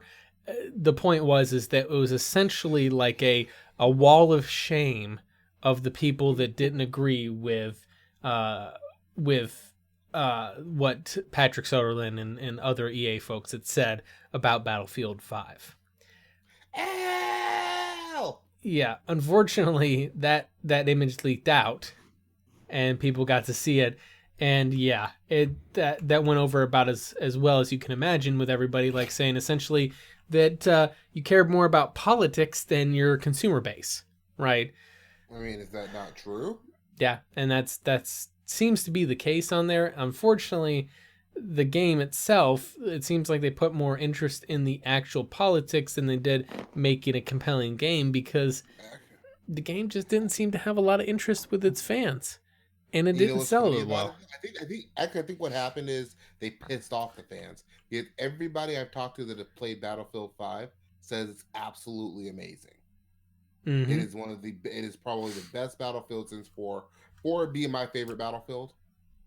So there's that. But everybody is saying that it is probably the best Battlefield they've ever played. They're putting it up there with 3. They're putting it up there with 4. They're putting it up there with Bad Company. Yeah. Well, my favorite part is at what point Soderlund added that the people complaining about the inclusion of female characters in Battlefield 5 were uneducated. Oh, that was great. That was a massive L too. It's like rule number 1 of doing business. Even if you disagree with your customer, you don't insult them publicly. Because just because maybe you don't care if that one customer gets mad at you and doesn't come back, that's fine. The problem is everybody else standing around that customer sees how you treat that one person as like, I don't want to do business with you. Mm-hmm. It doesn't matter if they agree or disagree with you or that person. They see that you are like a scumbag that's insulting someone, a person, rather than, working on your business practice. No one's going to like that. That's not how anybody wants to do business. They don't want to do business with someone who's just walking around insulting people. Needless to say, by the way, Patrick Soderlund has since left EA and sailed out of EA with a golden parachute of about $40 million. Must be nice. Yeah, so essentially EA... I'd like to screw up that bad and still be that rich. He didn't screw up. So he totally ripped him off. So he apparently just got a $40 million incentive package to keep him with the company, and then he left. He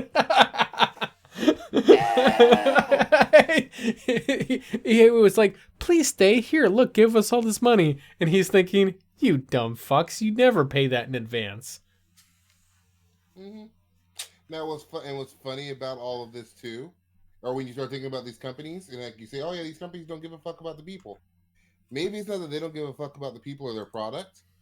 It's that the people running it don't give a fuck about the people or their products. Like most people with their jobs. Mm-hmm. They have a job to do. They go to work. If shit don't work right, they don't care because they're just there to do their job. And the problem is with that is you end up with a bad product because the only thing they care about is, hey, I was profitable and I did it under budget. Well, and the thing is that's, and I think we've had that conversation many times before, of the people running the show are not they're not product people. They're not creative people. They are they're we talked about that. I posted that Steve Jobs video that's since gone viral.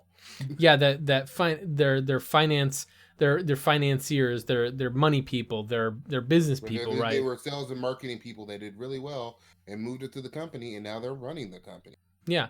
And a good example of that is, of course, is Andrew Wilson. That's the CEO of EA, right? Andrew Wilson, obviously, his claim to fame is developing the Wilson loot box that got introduced into FIFA Ultimate Team, which currently, in its entirety across all EA properties, is probably a multi-billion-dollar profit generator by itself. So you have someone like that. It's a bunch of money, so now you're in charge. Yep, exactly. He and I guarantee investors are like, no, we want that guy in charge because he's going to get us the most investment back.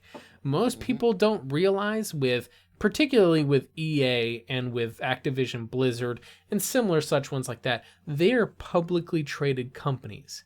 What that means is you, as the consumer that is buying the game, are not actually the customer of EA or of Activision Blizzard. The investors, the people buying stock, are actually the real customer, because all that you buy in a game is all about a figure saying, here's how much sales we've gotten. Here's our growth in sales year over year. Don't you want to invest into us? That's all that you, buying a video game from EA or from Activision Blizzard, mean to that company. You are proof that they are successful in order for their customers, the investors, to want to buy more stock. That's it.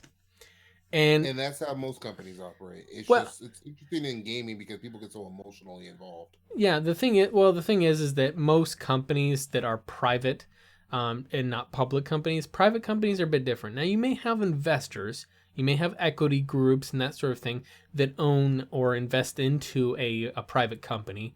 Like, for example, there's ZeniMax? No, I think ZeniMax are still private. Yeah, they're still private, and I think they have private equity investors as well. A good example of that I use as a recent example would be Digital Extremes. So Digital Extremes is not only are they a private company, they're an indie private company. They're pretty small potatoes in the grand scheme of things. Yet Tencent Games actually has invested into them. They're an equity partner of Digital Extremes. So and thus far they are big into being hands off and letting Digital Extremes do their own thing.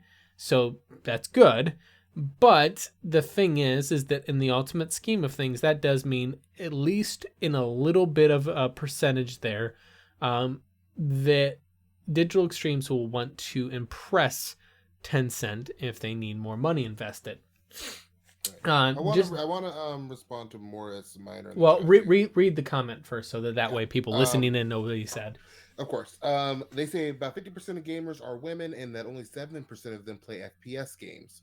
Women don't like FPS games, and duly so a game like Battlefield. Making the person you play as a female won't make them want to play. In an FPS, you don't even see the character you play. My thoughts here is, you're half right. but it's also the way they skew the numbers. You say 50% of women play video games. Yeah, a lot of those are MMOs. A lot of those are Facebook games, mobile games. I'm there with you. Mm. Where you lost me at is where we shouldn't be able to play a female character, or saying that playing a female character won't get these girls to play. Yeah, so a lot of these girls don't care, but for the ones that want to play a female character, give them the option. I know guys that play exclusively as female characters. Yeah, I can give you an if you're not cutting out a bunch. Too. Yeah, I can expound on that idealism, or I don't know the right term, but you think of it like a movie. My fiance. Again. What the fuck? I hate my internet. I hear you guys cut out too, by the way. So it's not my sound system. But your connection, because I hear more perfectly fine. Mm-hmm. But my fiance and I watched Haywire a number of years ago, and she was revved up because it was a female lead action, girl kicking ass. She's like makes her feel like she can kick ass. Mm-hmm. And in games, it's another form of art. It can have that same effect too. Not on everybody, but it can have that same kind of inspiration, motivation behind it. So having a female lead character, even if you don't see the character, it has that potential. Mm-hmm. Exactly. Or even another one. I'm going to pull this out of games for a second. When I was a little kid, I loved the classic 80s cartoon He-Man. And to this day, I love it. It's still one of my favorite cartoons of all time. I love a lot of animated things for people that don't know. 2002 series, I loved it. I wish they would have spun off into She-Ra. Now they have the Netflix She-Ra, which I was really worried about. I thought the SJWs had gotten a hold of it. I thought they were going to completely destroy the lore. I ended up binge watching it in one night. I don't binge watch anything. That is kind of interesting. Yeah, it is. They did a really good job with the lore. Mm-hmm. They kept it as true as they could. Obviously, they didn't have He-Man to fall back off of. And for those of you that don't know the story, She-Ra's He-Man's twin sister. They were separated at birth. He-Man goes and finds her after he becomes He-Man. Mm-hmm. So without having that piece of the story, which is a big part of the story, they still rewrote it in a way that made sense. And my point in bringing all that up is, just because it's a badass female character, badass female characters aren't just for girls. Yeah, they're for people who just like good characters. Exactly. But the problem is this Battlefield game doesn't know how to portray, and DICE at this don't know how to portray characters. Can't write for shit. Yeah, that's the problem. I don't care that the person's a girl. Even the person in the ad where we're talking about this girl with one arm, it could have been a man, and I'd say the same thing. Yeah, it's largely the way I see it on here is that I think, and I kind of agree with Cass on there, and I think, and Lapasuli and Morris for that matter, I really think, to be honest, if you pulled a sample of gamers and kind of like surveyed them, I think most gamers, male, female, whatever, don't give a fuck. They want to play a fun game. Part, no. They don't. There's two angles to look at this, and I'm familiar with Battlefield debacle, but you either if it's appearance, solely on appearances, do character creation for everything. But if you're going to have a dedicated character in there that needs some substance, then fucking put the substance there. If you're going to have that dedicated character. Mm-hmm. I mean, look at a character like Lara Croft. Iconic female character. Most people love Lara Croft. Most people really like Tomb Raider. They don't have a problem with Lara being female. Look at someone like Chun-Li. Chun-Li's a badass chicken Street Fighter. She's always in every Street Fighter. Yeah. They don't pull her ass out. No. And she's been there from the beginning. It's the same way with like a lot of the Mortal Kombat characters like Sonya Blade or something like that, I believe Sonya hasn't been in a few of the Mortal Kombat. She wasn't in Mortal Kombat 2 because, she was. She was, but she was a victim. She was captured. Yeah, she was captured. That was kind of part of the story though. Right. Yeah, that's different. Yeah. So my thing is though is that with when you're dealing with, like, I think, if there's appearances to be had, like especially like MMOs or whatever, people like to glitz it up. They like to look pretty in their high end gear or whatever. Or you take something like Yeah, fashion frame. Like Warframe's a good example of that. Give them the option. Now, the funny thing is with Warframe, while people do acknowledge the quote-unquote genders of the Warframes, which, by the way, they're, without spoiling too much on there, they're suits, sort of. They're automatons. God, I hate saying that word. No, they're not automatons. Not automatons, because those run by themselves. Sorry. No, they're RC cars, right? They're RC cars. We'll put it that way. Actually, they're not. More they're not. Leave it to the guy with 10,000 hours. They've revised that with latest add-on. They're not androids. They're not robots. No. What I'm saying is they're no, they're not. There's actually people in them. No, they actually are control. I don't want to spoil too much because Kev hasn't gotten there yet. Well, he's never going to get there, so I don't think I give a fuck. They're actually controlled remotely from an operator who's sitting in a chair in the back of the ship. They're controlled through transference. Yeah. They're RC cars, for lack of a better term. There's nobody in them. There's Umbra. Look at that. Umbra was telling you the story of how they were made. They were people. So they're not made like everybody else with birds. No. Umbra was. Let me expound. They're made from people. There was a control issue. They were crazy. Yeah. With that being made into the Tenno.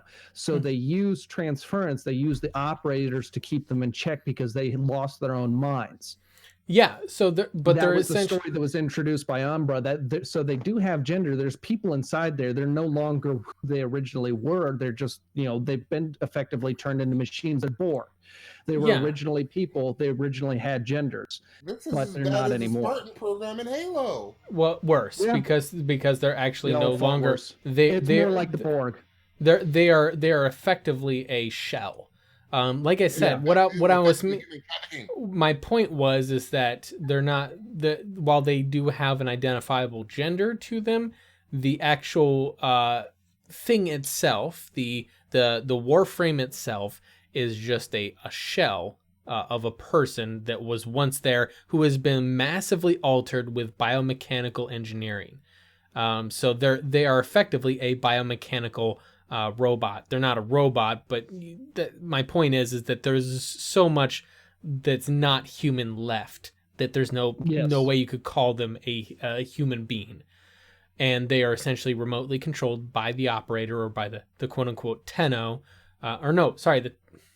the Tenno, the operator who's the operator that controls them. Anyway, point is that with that one, they have genders. But the funny thing is I don't really hear people really, like people, especially the artistic community that likes to do fan art of Warframe, definitely get into the genders a lot. Right? That is kind of a big deal in there. That's part of the art. But in the kind of gameplay of it, I don't hear people talking about like, oh, they need to have more women that look like this or more males that look like this or whatever, because they're while they have an identifiable gender, they're so very vaguely even gender dimorphic. It's like there's two things on there. One, they're vaguely humanoid. Yeah, vaguely humanoid. Vaguely humanoid. And two, the gender identification between all of them has so much variety, kind of basis. Yeah, and that's not necessarily because they're trying to be inclusive. That's just artistic instruction. It's feature creep is what it is. Yeah, that too. But point is I'm getting to on there is that you don't really hear people going on about like inclusivity in a game like Warframe, mostly because they have managed to do things in such a way where yes, they have females and male Warframe-ish, but the actual Warframes themselves actually have no gender because they're no longer a sentient being. They are essentially a surrogate. If you've seen the movie Surrogates, that's awesome that's a perfect analogy to what a Warframe is. They are not a sentient being, and therefore, like, you identifying as them, a little loose. A lot of people get into fashion frame because it's fun to color and dress them up as another being, but whatever. Point is that they don't like really. Destiny. You play Destiny for the cool armor and guns. Yeah, exactly. You do it for that. In that case, I can see having some gender or whatever shapes, sizes, and colors of all sizes, so that people can express themselves. But in a game where you never see your character, like I don't think you ever see who your character is in a game like Battlefield or Call of Duty, except if you're dead, maybe, or someone else might be looking at you.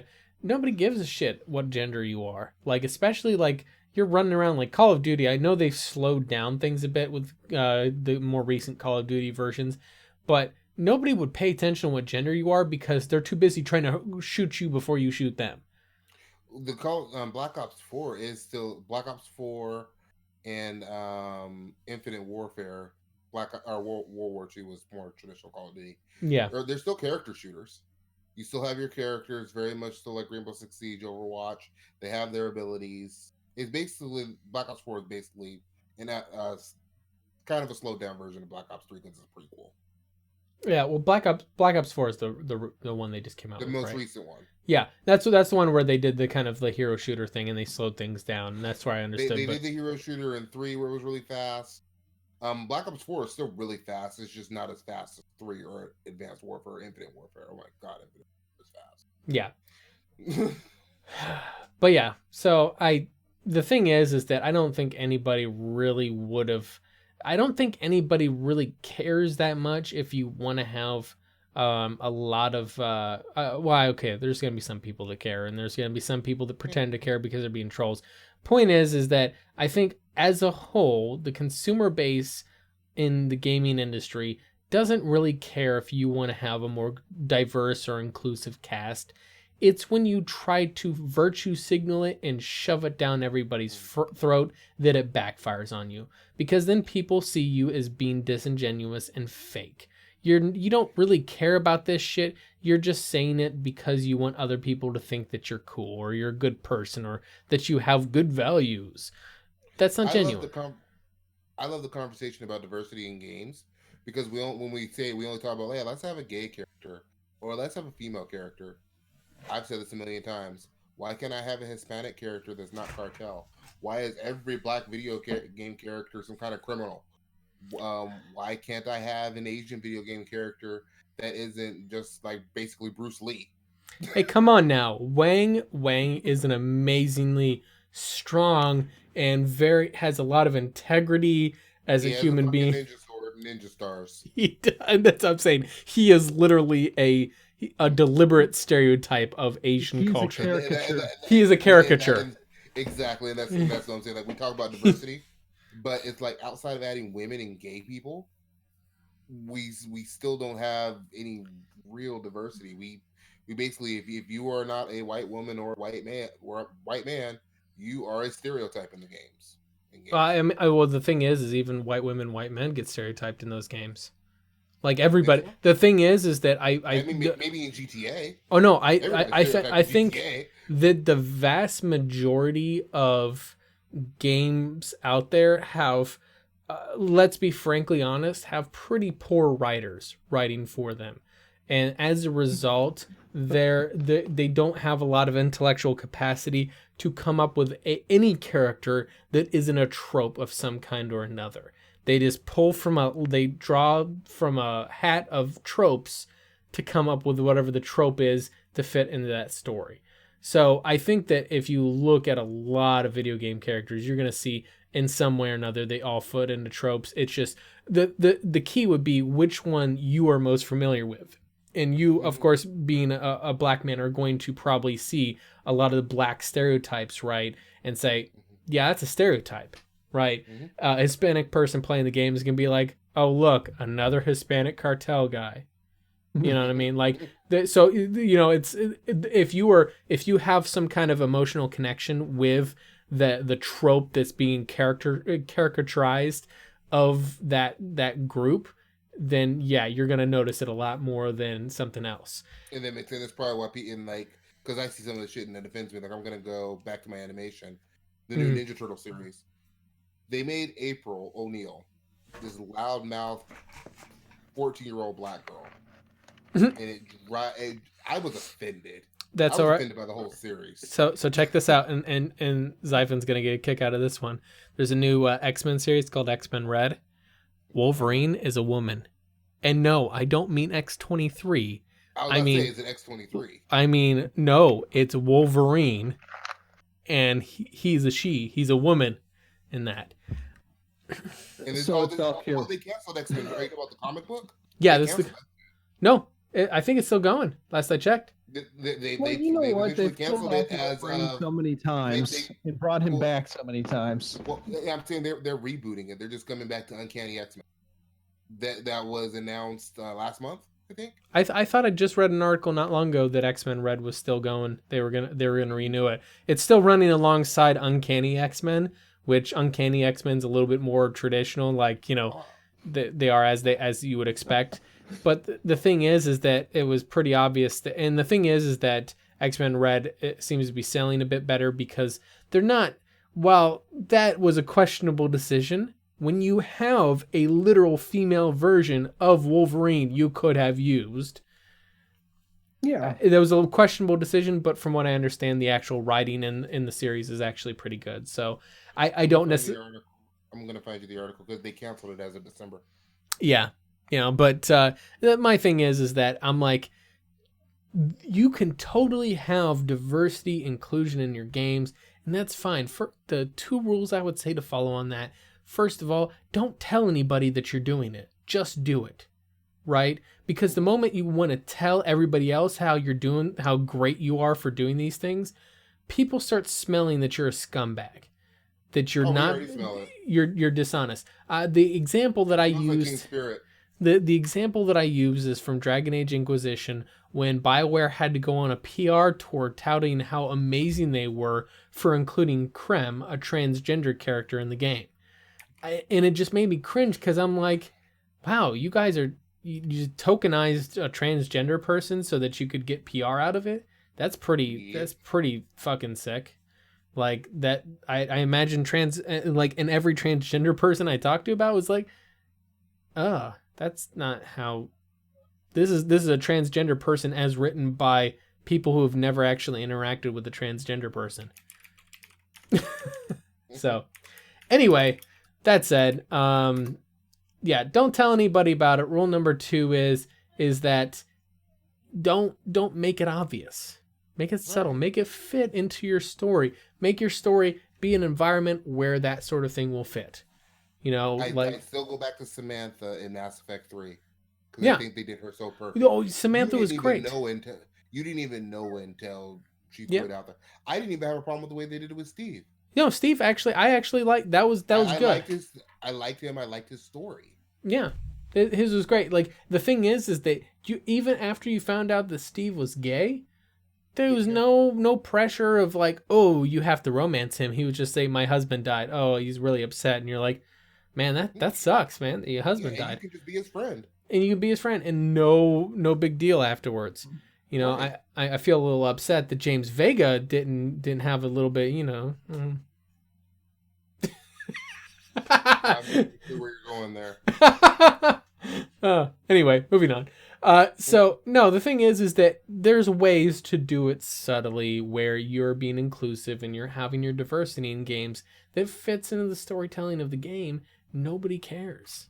It's whenever you make it abrupt and jarring that makes it obvious you're trying to be inclusive.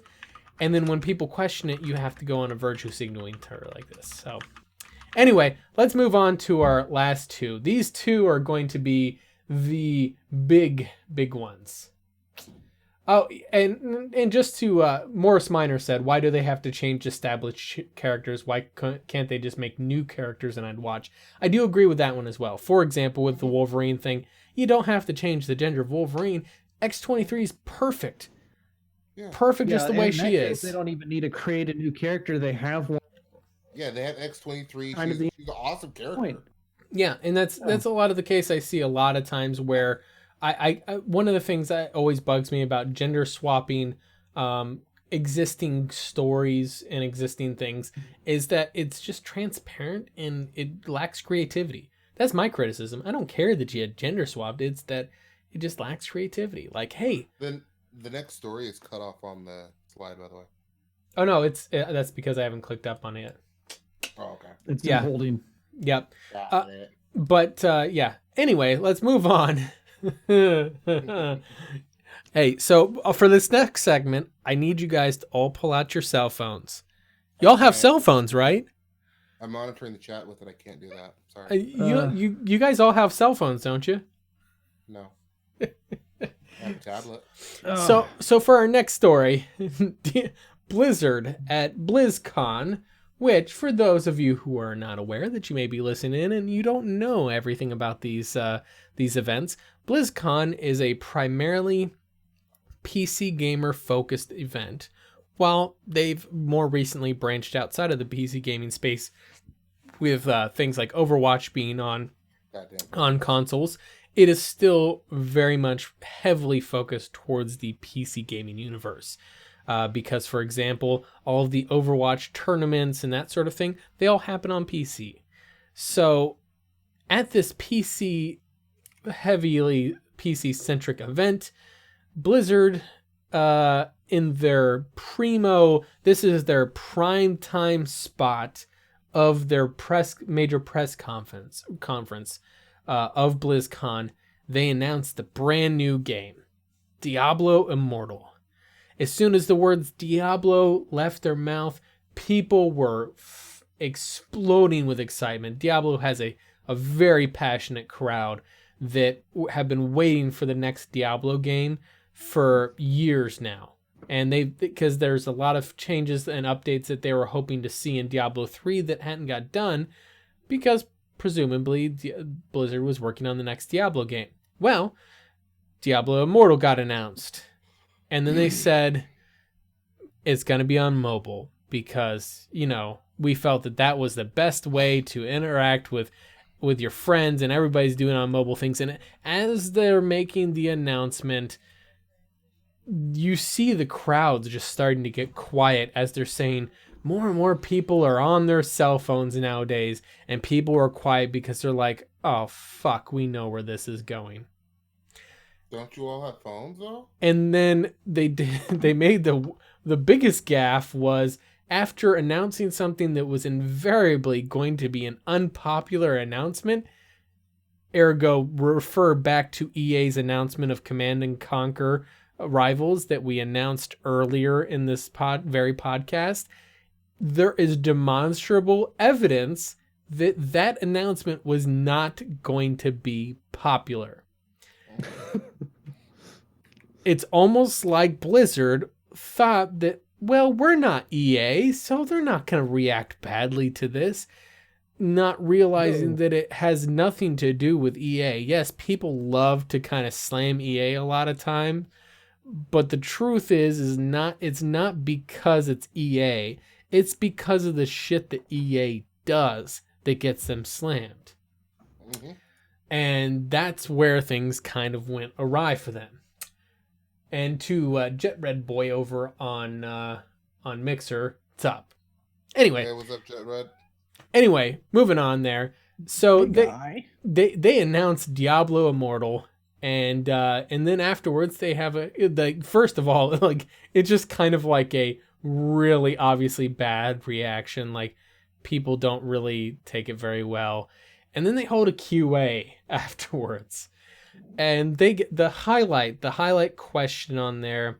Like, first of all, someone asks, like, hey, are you guys, are you guys going to be updating Diablo 3? Or are you going to be making a Diablo 4, that sort of thing?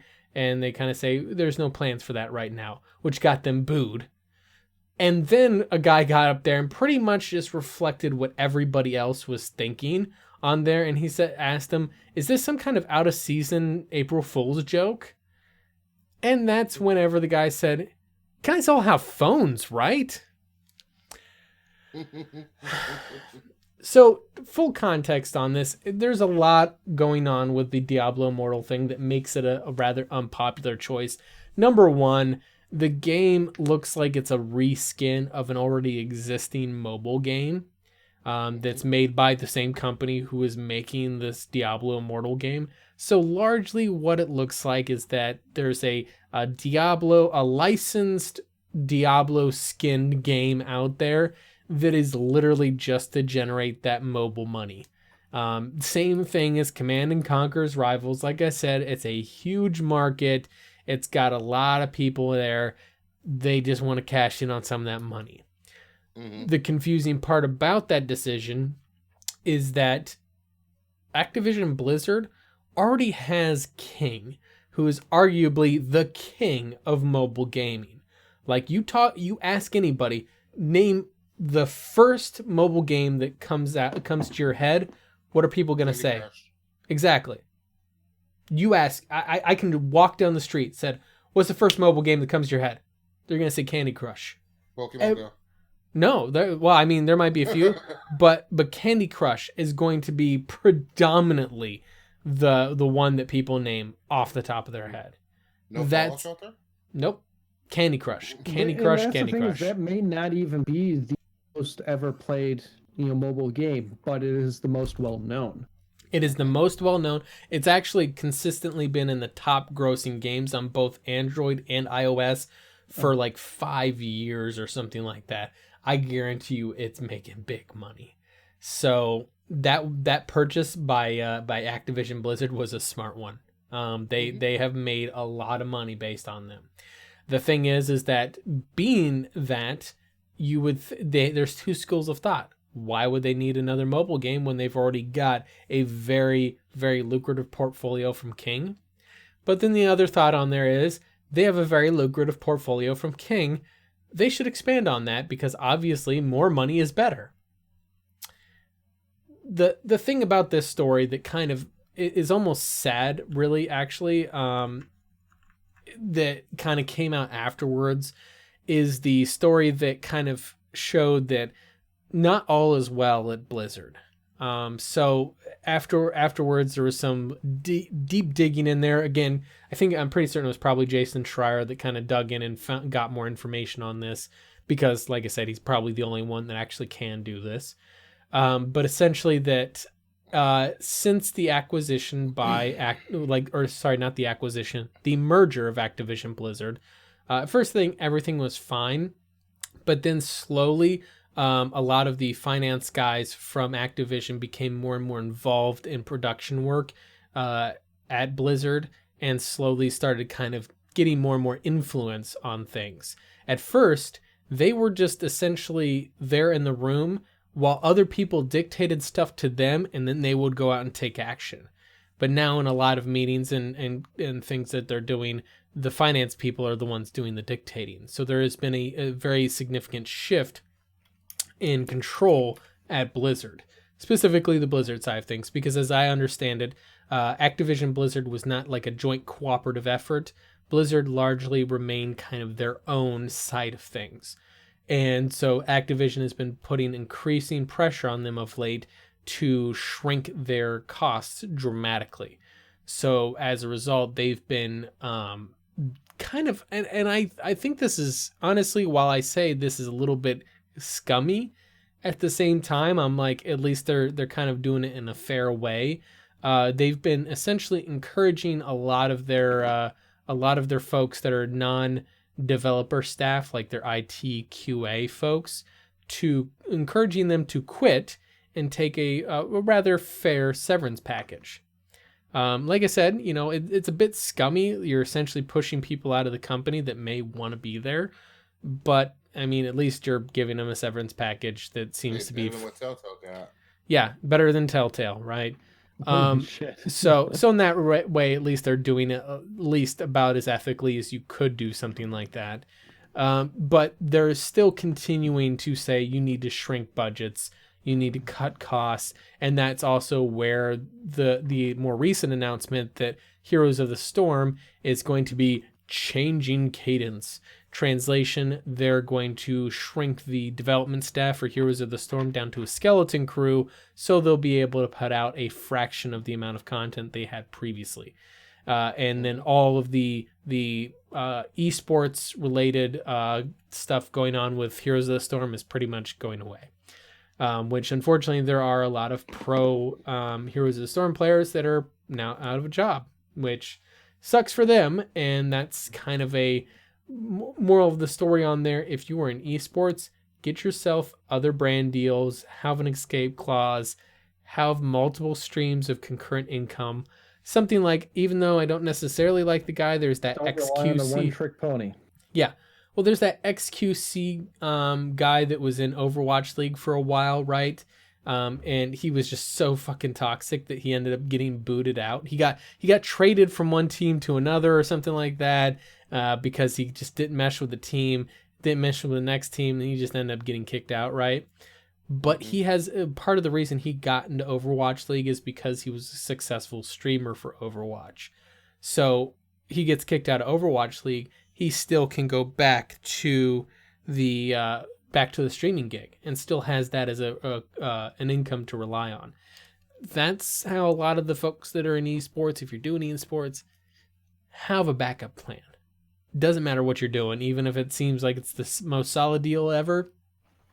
Have a backup plan. Anyway, so the esports careers only last a couple years. The thing is, How many esports players you know that are over 25? That's true. I mean, it is very much a young person sport, because the thing is, if you get into it when you're really young, then yeah, you're probably gonna have at least a decent career out of it. But yeah, as you get older, your just natural reaction times are going to be slower than someone that's younger, and it's a highly competitive space, and there's not Father time. Yeah, that's always gonna win. Yep, but yeah, I hate to say it, but 25 is that breaking point. Yep, seems to be about it. So the thing is that hey, I'm not slow.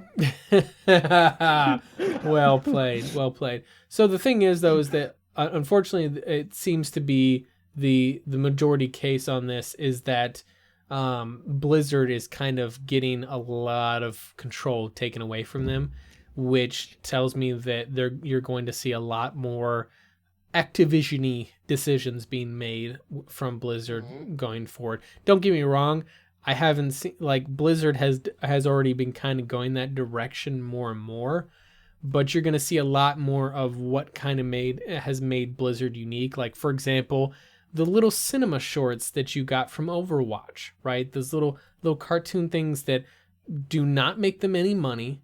They're a complete waste of money, except for the fact that they kind of keep bringing in new players into Overwatch and get them interested in lore. Start thinking about Overwatch again. Yeah, exactly. They have a tertiary benefit that's not always obvious that does end up generating money for Blizzard, but that's not going to show to any of the financial types there because it's not going to be an instantaneous bam, we want this money. So unfortunately, you're probably going to see those go away. A lot of that stuff that really made Blizzard unique is probably going to start becoming less and less apparent, and they're going to become more and more bland, a la they're going to become essentially another version of Ubisoft. So be prepared, folks. That is unfortunately probably the demise.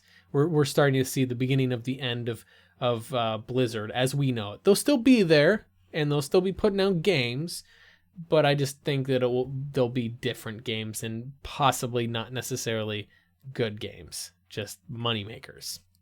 Now, because this is a transition point, I want to talk about it because we only have one story left, and I'm heartbroken because I think I know what it is and I know what we skipped. Verge needs this L. Oh shit, we skipped the Verge. The Verge needs their L. Hold on. Damn, I forgot that one. Why did I forget that one? No, How did you forget about thermal paste? They don't need the L. They just paste. No, we got time. I'm pulling this son of a bitch up right now. I have a fever, and the only cure is more thermal paste. Oh god. I saw a video by Linus yesterday while he's pulling that up, and I almost and he was talking about like, no matter how much thermal paste you put on there, it won't actually affect the Oh god. Don't you call this? I'm sitting here like, Linus, blink twice if the Verge paid you to say this. Now he did double up with that right afterward and say, hey, you know what though? If you do put too much on there, you're probably gonna fuck up your motherboard.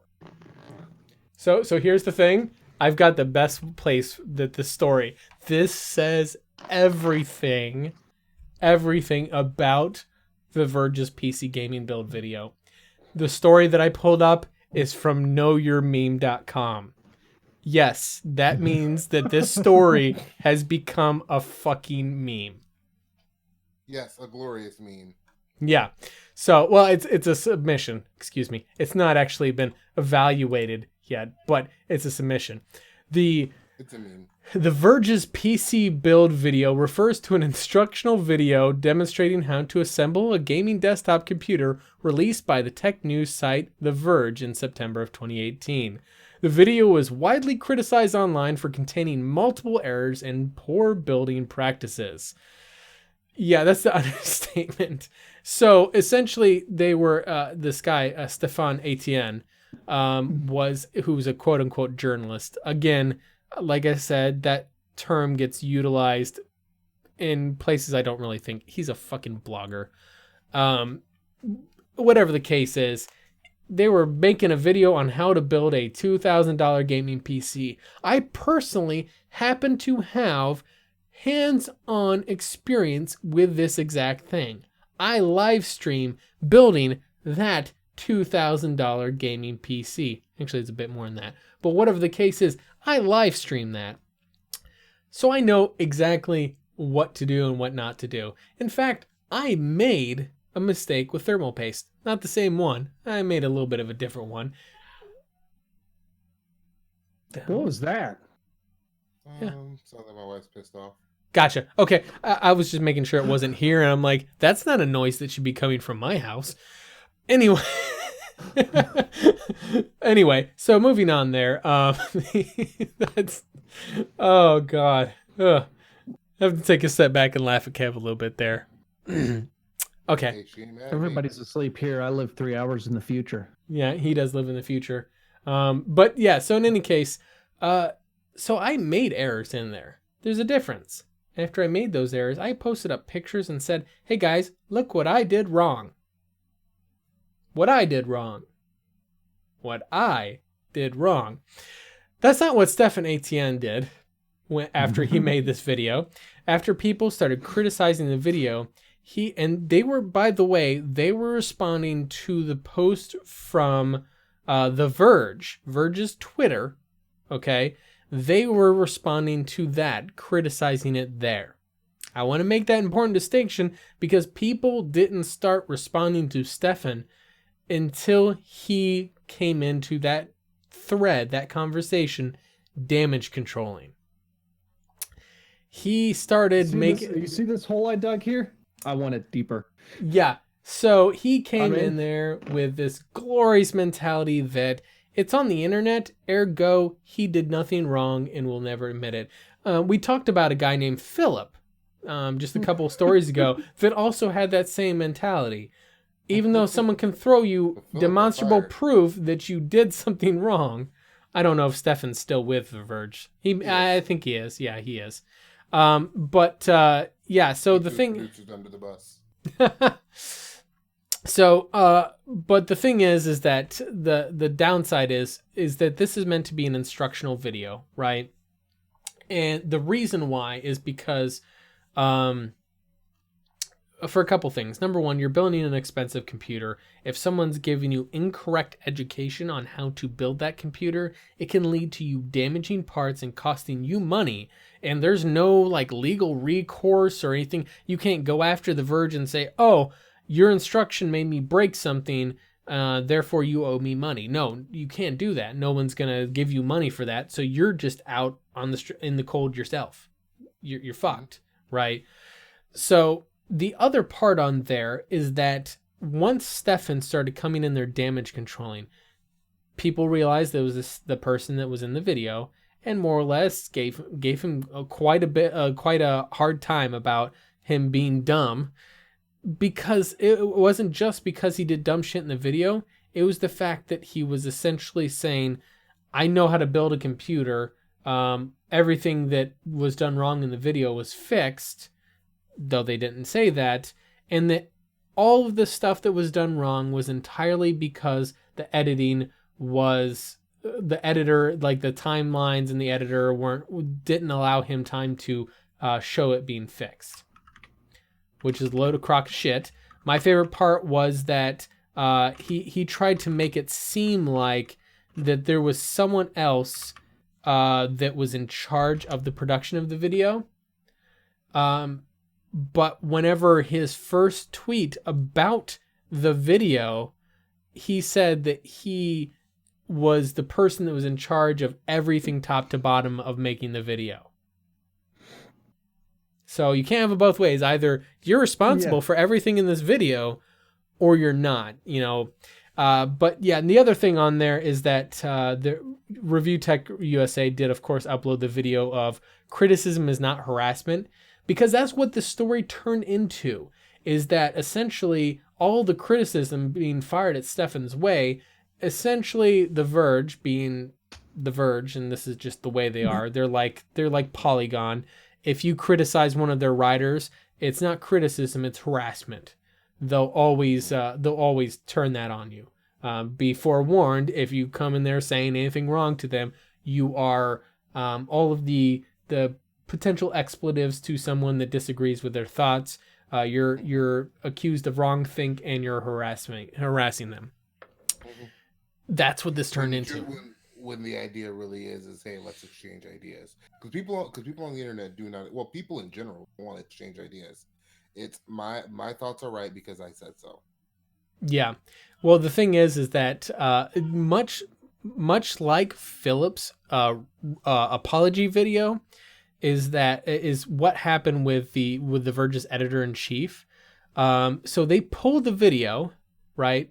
They pulled the video down because everybody was saying that, hey, this is a bad video. You need to fucking take this down. And they more or less downplayed it by saying that the video contained some minor factual errors and that it did not meet the company's editorial standards. Crock of shit. The actual minor errors could have led to thousands of dollars of damage of people fucking their computers up, but minor errors. But then, just like with Philip in the IGN plagiarism story, when he essentially turned things into the "but I'm the victim" card, which is, like I said, that's PR 101, shifting the blame away from yourself, and essentially it's called whataboutism. You say, oh, but what about these other things that are going on, to shift the attention away from you. So then after they said that they took that down, then they say The Verge has a zero tolerance policy for internet harassment campaign. And then they claim that there were hundreds of racist attacks on the host. Which, of course, I always love whenever people say there's hundreds of racist attacks, and you'll probably find one or two tweets from a troll, not somebody who has any invested statement to make about this video. They're just a troll trying to get people riled up, which, I mean, you could be any color, flavor, whatever of human being, and those people are going to throw shit at you because they just want to get you going, right? That race actually has nothing to do with it. It's just that they're trolls. And so that's where that kind of ended. They pulled the video down, but it was just like yeah. But what really got things best of all, of course, is ATN posting a tweet about the reaction to his use of thermal paste, musing that the efforts would be better suited towards dealing with toxic gaming communities. Essentially, he said, if you guys spend as much time criticizing my thermal paste as you did trying to fix toxic gaming communities, this world would be a better place, type of thing. And I'm like, all he had to do was acknowledge that he made a mistake. Yeah. And that's essentially, and it's the thing is that, as with the usual, same thing with Philip Mewson, he at no point has still to this day acknowledged he's done anything wrong. He just says that people criticizing the video were angry nerds. That's it. Like, there has been no resolution to the story other than the video got pulled and nobody's learned anything. Like, that's, you expected anything more than that? That is right there summarizes the world nowadays, is that people say a bunch of stupid shit. There's no ever resolution or correction of that stupid shit, and nobody ever learns. There you go. Sorry, guys. Why learn when I can just tell you I'm right? Yeah, sorry about the disillusionment to anybody that might be a little bit optimistic on the world, but sorry, nobody learns anything. No one's ever wrong, and no one ever makes mistakes, and nothing ever improves. Congratulations. It's not that nobody ever makes mistakes; it's that I don't make mistakes. Oh, it's whoever's making the mistake doesn't make a mistake. That's exactly what happens. Ugh. Yeah. It's only wrong if somebody else does it. But the thing is, what's great about this, and the reason why this is on Know Your Meme, is because the thermal pasting has become a meme at this point. Like, people talk about just like literally filling up your computer case with thermal paste, and that makes your computer run better. Like, it's been so much comedy gold. I think, Kev, you found a couple of memes about the thermal paste on there. It's so good. Like the cement mixer. Yep. It's like, yeah, there's been so. Full disclosure, shout out to Reddit. Yep. I still most of my memes from Reddit because Reddit has great memes, especially the PC Master Race subreddit. Yeah, it does. That one. Yeah, and that's always great memes. Yeah, and that's largely what I see on there, is that while the story itself has had a rather disappointing resolution, at least we got some good comedy out of this, and that's really what summarizes and brings this in there. So now, anytime someone does something stupid, you can just say, would you like some thermal paste with that? No thermal paste. So that's going to be the new aloe. Yep. And now we come to the piece de la resistance. The running train wreck over the past about month. This is still an ongoing. As of, I think, today, I read yet another story in this ongoing train wreck that has been Bethesda's. I don't know what the fuck they're doing at this point. They have lost their damn minds, and it's been great. To Brady over at Mixer, hello. You're welcome to hop in the chat and actually add in. I don't know why Mixer, everybody always just says hello. You never say anything else. Anyway, moving on. So the train wreck that has been Fallout 4 has been one of the greatest internet entertainment sensations of, like, I would say the past decade. It has been so great to watch Bethesda continually punch themselves in the face over and over again. I'll try to remember if I can get all of these story points in order, because there's been a lot of pieces. So forgive me if I forget some of the stuff that's been going on with the story. It's been a thing. So first of all, Fallout 76 kind of released to middling reviews. It wasn't that great of a game, and so it got some criticism. It's not a bad game, and I want to make that point on there. It's not a bad game. It's just, it wasn't really what a lot of people wanted, right? So that kind of unfortunately got a bit of criticism. It didn't review that well, etc. And that would have been fine if that was just the main issue of it.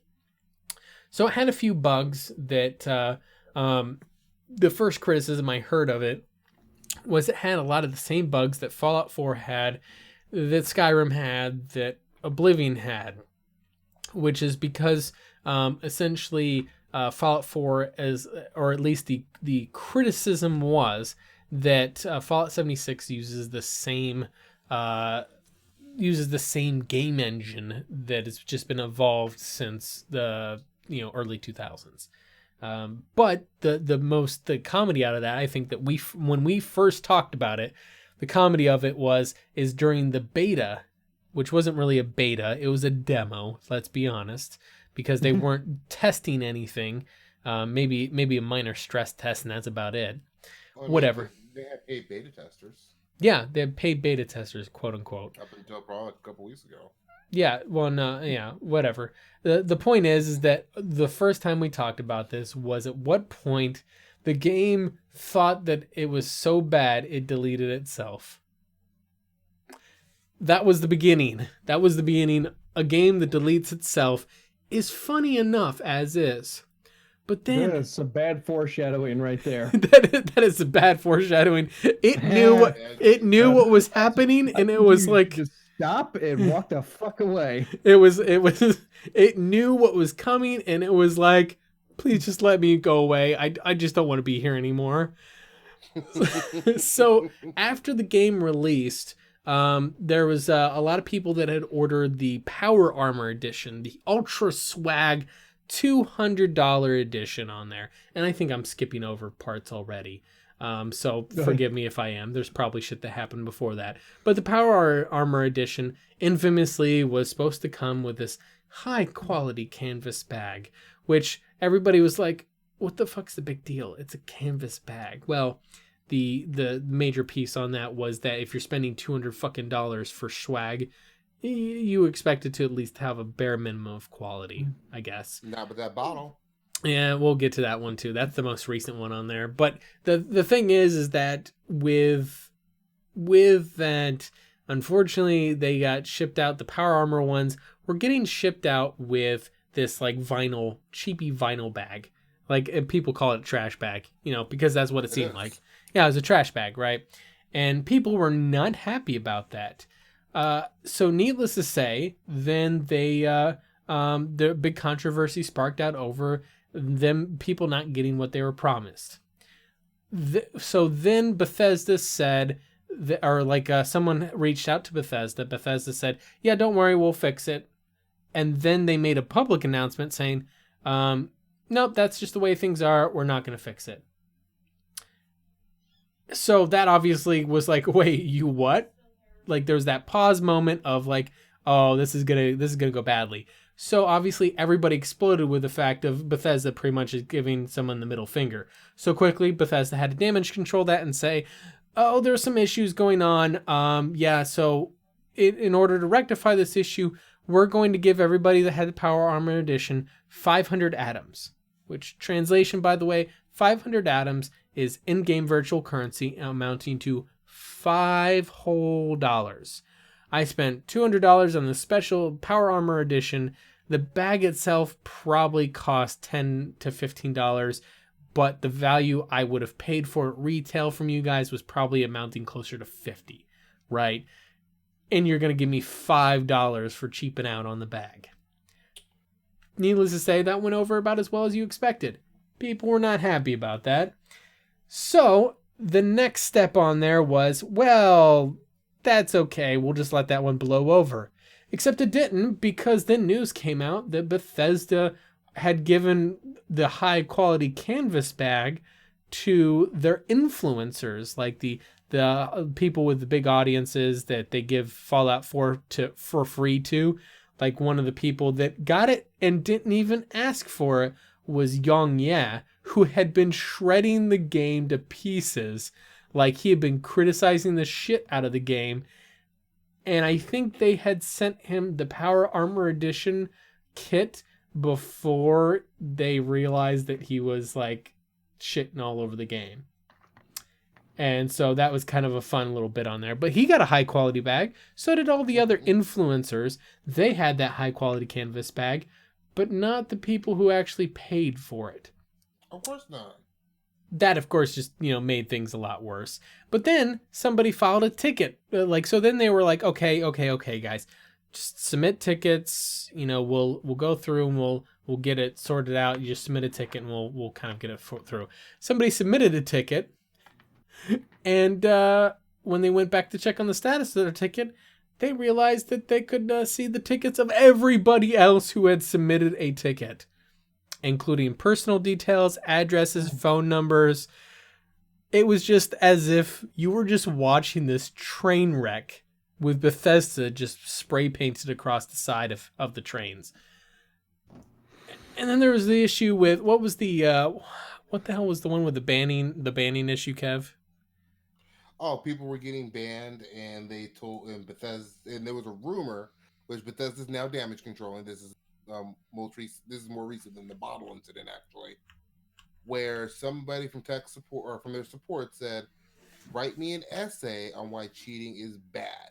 Now, the fucked up part about all of this, and that's how they were going to get reinstated, is you were being banned for any third-party application, period. So That's it could right. have been like a graphical mod. It could have just been running the Nexus manager. It didn't matter. They just saw outside exe and assumed you were cheating. Yep. And then I think the most recent one that that Night Rose from our Discord server just enlightened us to today was their Fallout Dark Special Edition rum. Yes, rum. That they were selling. It looks like, you look at the picture of it. Yeah, that's what we're talking about now, Morris. Don't worry. The rum is great. Where's the rum?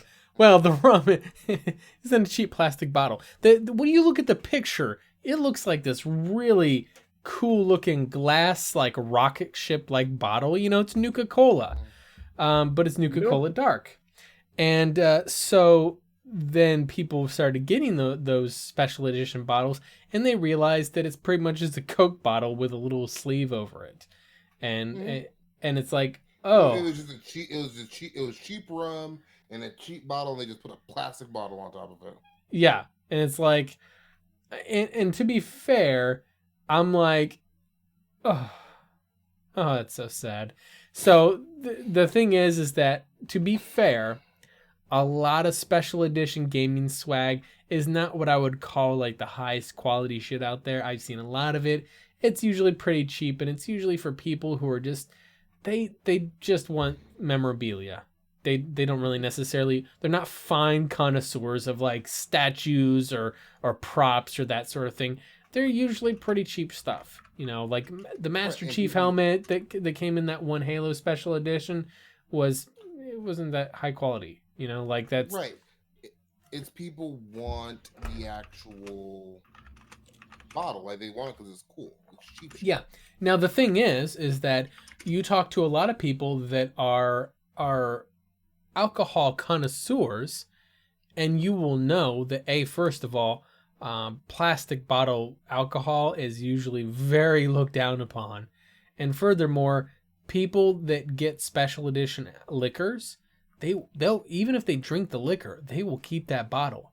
There's this age. I like to say it's the 19 to 23-year-old age, where there's this thing about collecting liquor bottles, and you have like empty liquor bottles stacked up on top of last into the 30s. It can, but it depends. I mean, are you confessing, Xaiphen?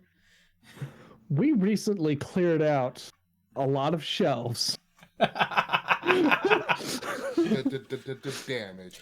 I only do it if it's a very, very special edition, like the Tulamordu Special Reserve. Whew, that was good. Anyway, moving on. That was the yeah. But in any case, that's, you know, people like to keep those bottles. It's like, so that it's a talking point later on. Someone says, "Oh, look at that thing. What did that taste like?" And you're like, "Yeah, it was actually really good." Or, "And it was really cheap rum, but the bottle looks cool." Regardless, it's still a talking point, right? It's a collector's item. And with alcohol in particular, it's got to be glass. But don't worry, I'm sure that the glass, and it's got to be entirely glass, like you style glass. Like you look at any liquor producer out there, they try to make their bottle stand out from others. Yep. Yeah, some have some similarities from one to the next, especially if it's a liquor type.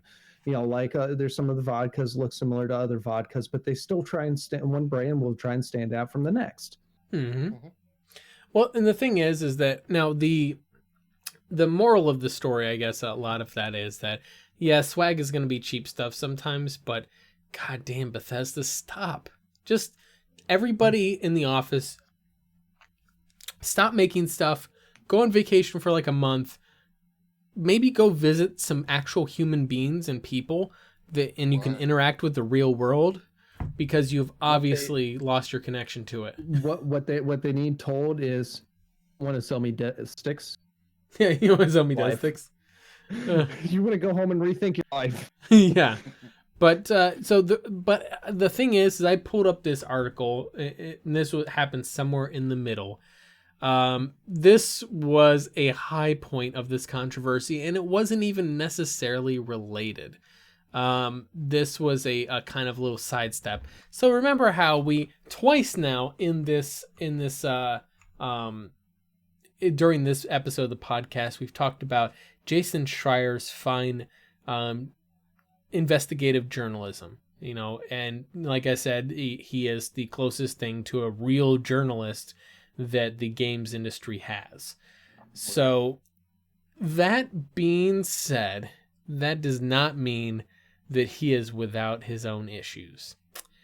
So he wrote this article of how the controversy over Bethesda's game engine is misguided. And in this article, he was talking about essentially what a game engine is. And I can summarize it a lot easier than what he does and just say that if a game is a car, the game engine is the garage and the toolkit that you have to work on that car. Simple as that. You can buy a new impact wrench, or you can upgrade the lift for the car. You can maybe install a new door on the garage. Those things are swappable, but overall, the garage and the tools are your game engine. And that's largely what a lot of people misunderstand, is they think that the way a game runs and feels is the engine. It's like some kind of series of code underneath the actual game that is responsible for determining all of the factors of the way the game runs. No, that's just the source code of the game, right? That's the game engine is the way in which they built the source code. So that being said, that education would have been helpful. And, that's nice. I actually don't have any fault with that. The problem is that he goes on to then criticize YouTubers who are criticizing the game, including Yang Ya, which if you've ever watched Yang Ya on YouTube, while he does talk about controversial topics, he is very even-keeled. He is not very controversial in the way he usually tries to relay the facts as he knows about them, and maybe he adds in his opinion on there. He's a commentator, to be sure, not an expert. He's just commentating his thoughts and feelings on the gaming news, and so on. But Jason Schreier calls him a YouTube provocateur. Which, I mean, if you want to say YouTube provocateur, the first name that would come to my mind is Logan Paul, right? Logan Paul is a YouTube provocateur. He's the one dancing around in the suicide forest with a dead body. That's a YouTube provocateur. I don't know how the fuck you would think Yang Ya is a provocateur. In any case, yeah, it fits his narrative. The thing is provocateur, obviously, to clarify, is usually something with a negative connotation to it. While Jason Schreier tries to dance around and damage control his calling Yang Ya that was intended as an insult. He was more or less saying that Yang Ya is clickbaiting, is just doing what he's doing for clicks. Exactly the same thing that Philip Mewson accused Jason Schreier of doing. Weird, right? So, in any case on there, so it didn't just end with this article. Like I said, this article had a good premise to it. He could have left out the ad hominem section of it, and this article would have been perfect. It would have been great. It would have been educational. I would have had nothing to say about it, and no one else would have. But he felt the need to then add in here a backhanded insult at YouTubers that also do what he does. The thing is that for those of you who don't know, there's this kind of silent back and forth between traditional print media journalists, or in most cases, they're more like bloggers nowadays, and YouTubers, because YouTubers tend to do a lot the same thing that the journalists do. They're just more popular. Sorry, it's true. The thing is after this article was published, Yang Ya made a video about it saying, all right then, buddy. He largely said a lot of what I said on there, is that, hey, you know what? This was a good article, and fair enough, but there's still some criticisms to be had because people are using the term game engine wrong. But the fact is that Bethesda is using old and outdated tools with which to build their games, which is leading to repeated bugs that have been seen in games over and over again, because the tools aren't fitting the work that they're trying to do with it. You're trying to use a hacksaw to remove a wheel off of your car, to continue that car building analogy, right? Yeah. Square peg in a round hole. Exactly. And that's where a lot of these bugs come from, is because you're using tools that don't fit the job. And so, and that's, for example, I can bring that back to Dragon Age Inquisition, Mass Effect Andromeda. There are a lot of like ways in which the physics of the world interact with those games that make it apparent that a lot of the tools with Frostbite weren't very well designed for kind of an open world action adventure game like those games are, right? And that's true because Bethesda had to make a lot of tools for the Frostbite engine. Essentially, they're adding a shelf into the tool shed, so to speak, for making action adventure games, which, by the way, making tools for an engine is expensive, and they usually take a lot of refinement. They take many iterations of those tools to kind of to slim them down, get them working properly. That's one of the reasons why Bethesda doesn't want to really upgrade a lot of those tools, because it's expensive and it takes time. Anyway, so moving back on to Jason Schreier. Jason Schreier then went on a YouTube video, like a little live stream with Yong-Ya, and managed to come on there and look like a complete asshole. He didn't give really Yong-Ya any opportunities to speak, would just talk over him. Anytime that there would be a clear disagreement, he would, one of my favorite ones is he would say something to the effect of, would you agree that the internet game or that gaming is in the best place it's ever been, or something like that? And Young's like, I'm not sure I would say that. He was like, and then he would kind of try to shift the goalposts and say, well, but you would say that there are good quality games out there. And then he was like, yeah, there's good quality games. Well, then you would agree that the internet's in the best place it's ever been. Like, no, those aren't correlative statements. Those are anyway. And he just looked like he came on there in order to teach them all dumb YouTubers a lesson, a thing or two. That's the mentality he had.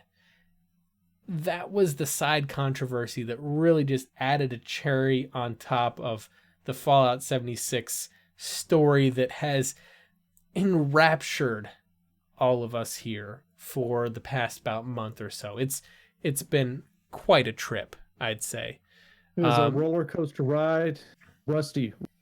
Yeah, it was a rusty wooden roller coaster ride. Roller coasters made of rotted wood and rusted metal. Torn leather. Yeah, no, there's springs. no metal left. It's just rust. There's no metal left. It's just rust. And there's springs coming out of the seats. You know, all of the great stuff. Yeah, exactly. Kev. There may or may not have been 5 deaths involved already. They're not going to disclose that information. Just this evening. Kev, I've got to ask, what is your favorite part of the Fallout 76 miniseries? We'll call it the miniseries that has been Fallout 76's thing. The game deleting itself. I had forgotten about that one. It's just so great. It's foreshadowing the whole thing. I know. Yeah, I know. It saw the future, and it was like, I don't want any part of this. I want out of here. I'm not ready. I just want to go back and hide back at Bethesda Studios for another 3 months. Just please let me go. It saw its own shadow, and yeah, it's not ready yet. Release me in June. So, Xaiphen, what would you say is your favorite controversy of this whole? To not steal the same one, because that really That honestly, that is the best one. But aside from that, the canvas bag, and I like this one is a little for me because I'm unintentionally a connoisseur of bags, backpacks, duffel bags, things like that. Between like for some reason I feel the need to just collect backpacks. They're usually cheap ones too, and they're better quality than that shit.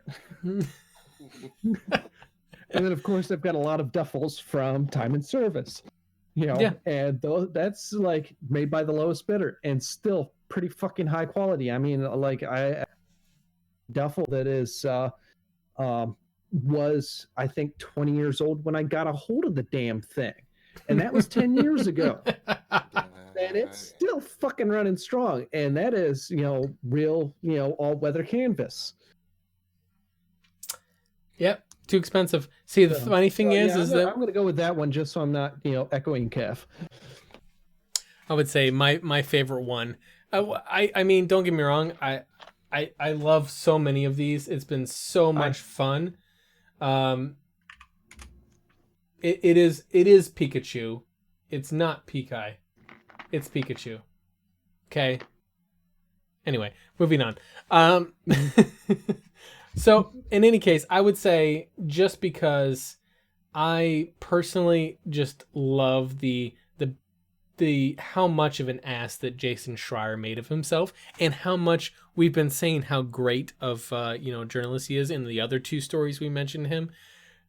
I feel like that was like the favorite part that topped it off. That was like the counterbalance that he has done several really good investigative pieces over the while, with the IGN plagiarism.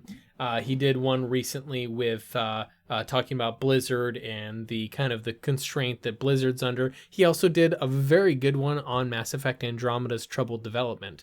So, he's done several. And this was just a great way to counterbalance all the good he's did with just one giant asshole move. So that's why I kind of think it's my favorite on there. Oh man, so much fun. And thank you very much for the cheer, not Pika. Not Pikachu. Not Pika. Not Pika is Pikachu. Yeah, it's not Pika. I guess. Did I get that right? I hope. Nope. You pronounced that wrong. How dare you? How dare you, Xaiphen? Xaiphen. I can mispronounce anybody's name. I dare you to try to challenge me on that. I'm going to say it is the fault of the internet. It is my fault. My cheap ass headphones. You guys, it's all your fault too for running this poorly. It's a bad typing, anything but my fault. Yep. Look, he's learning. He's learning from the example of folks such as Philip Mewson. Right? Yep, exactly. So, in any case, I think this has been a great look back on all of the fantastic stuff that has happened. You want cheer charity?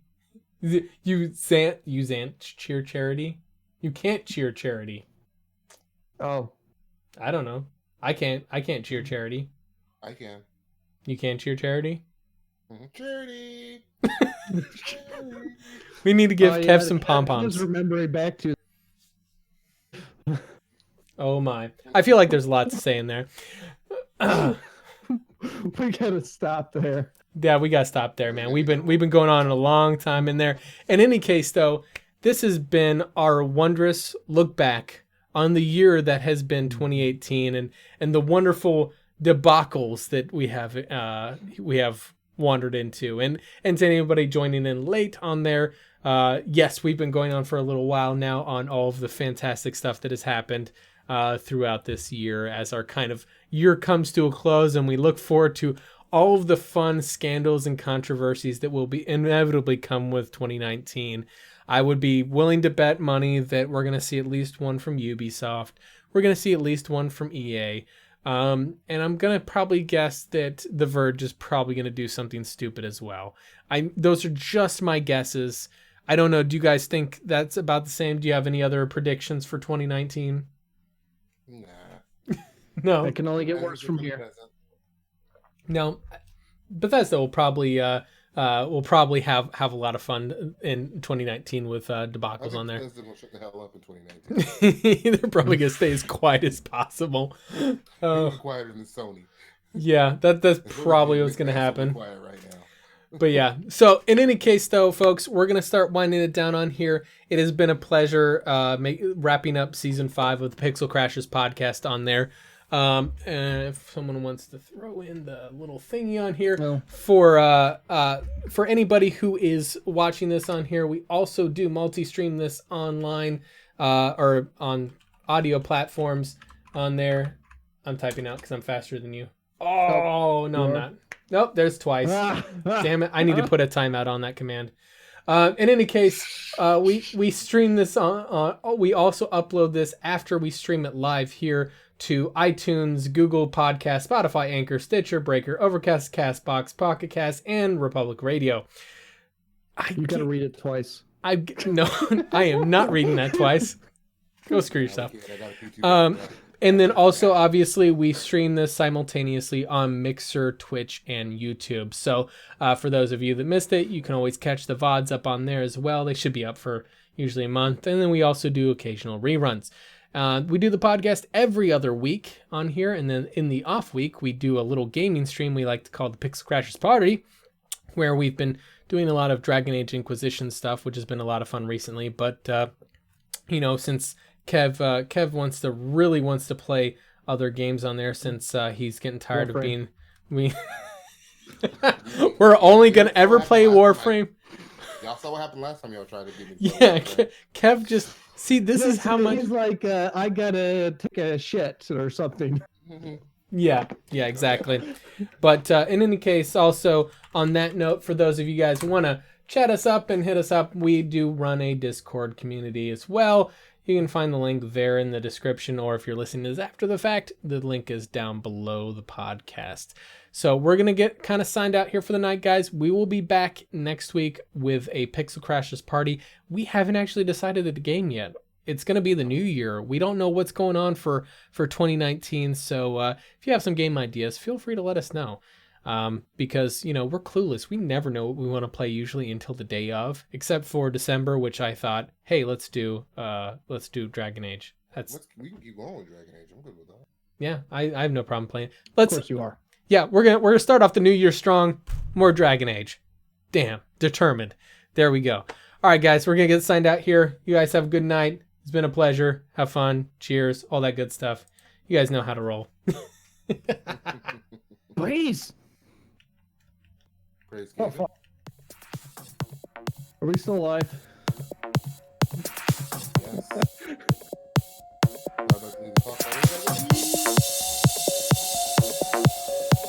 I was like, I'm the fuck out of here.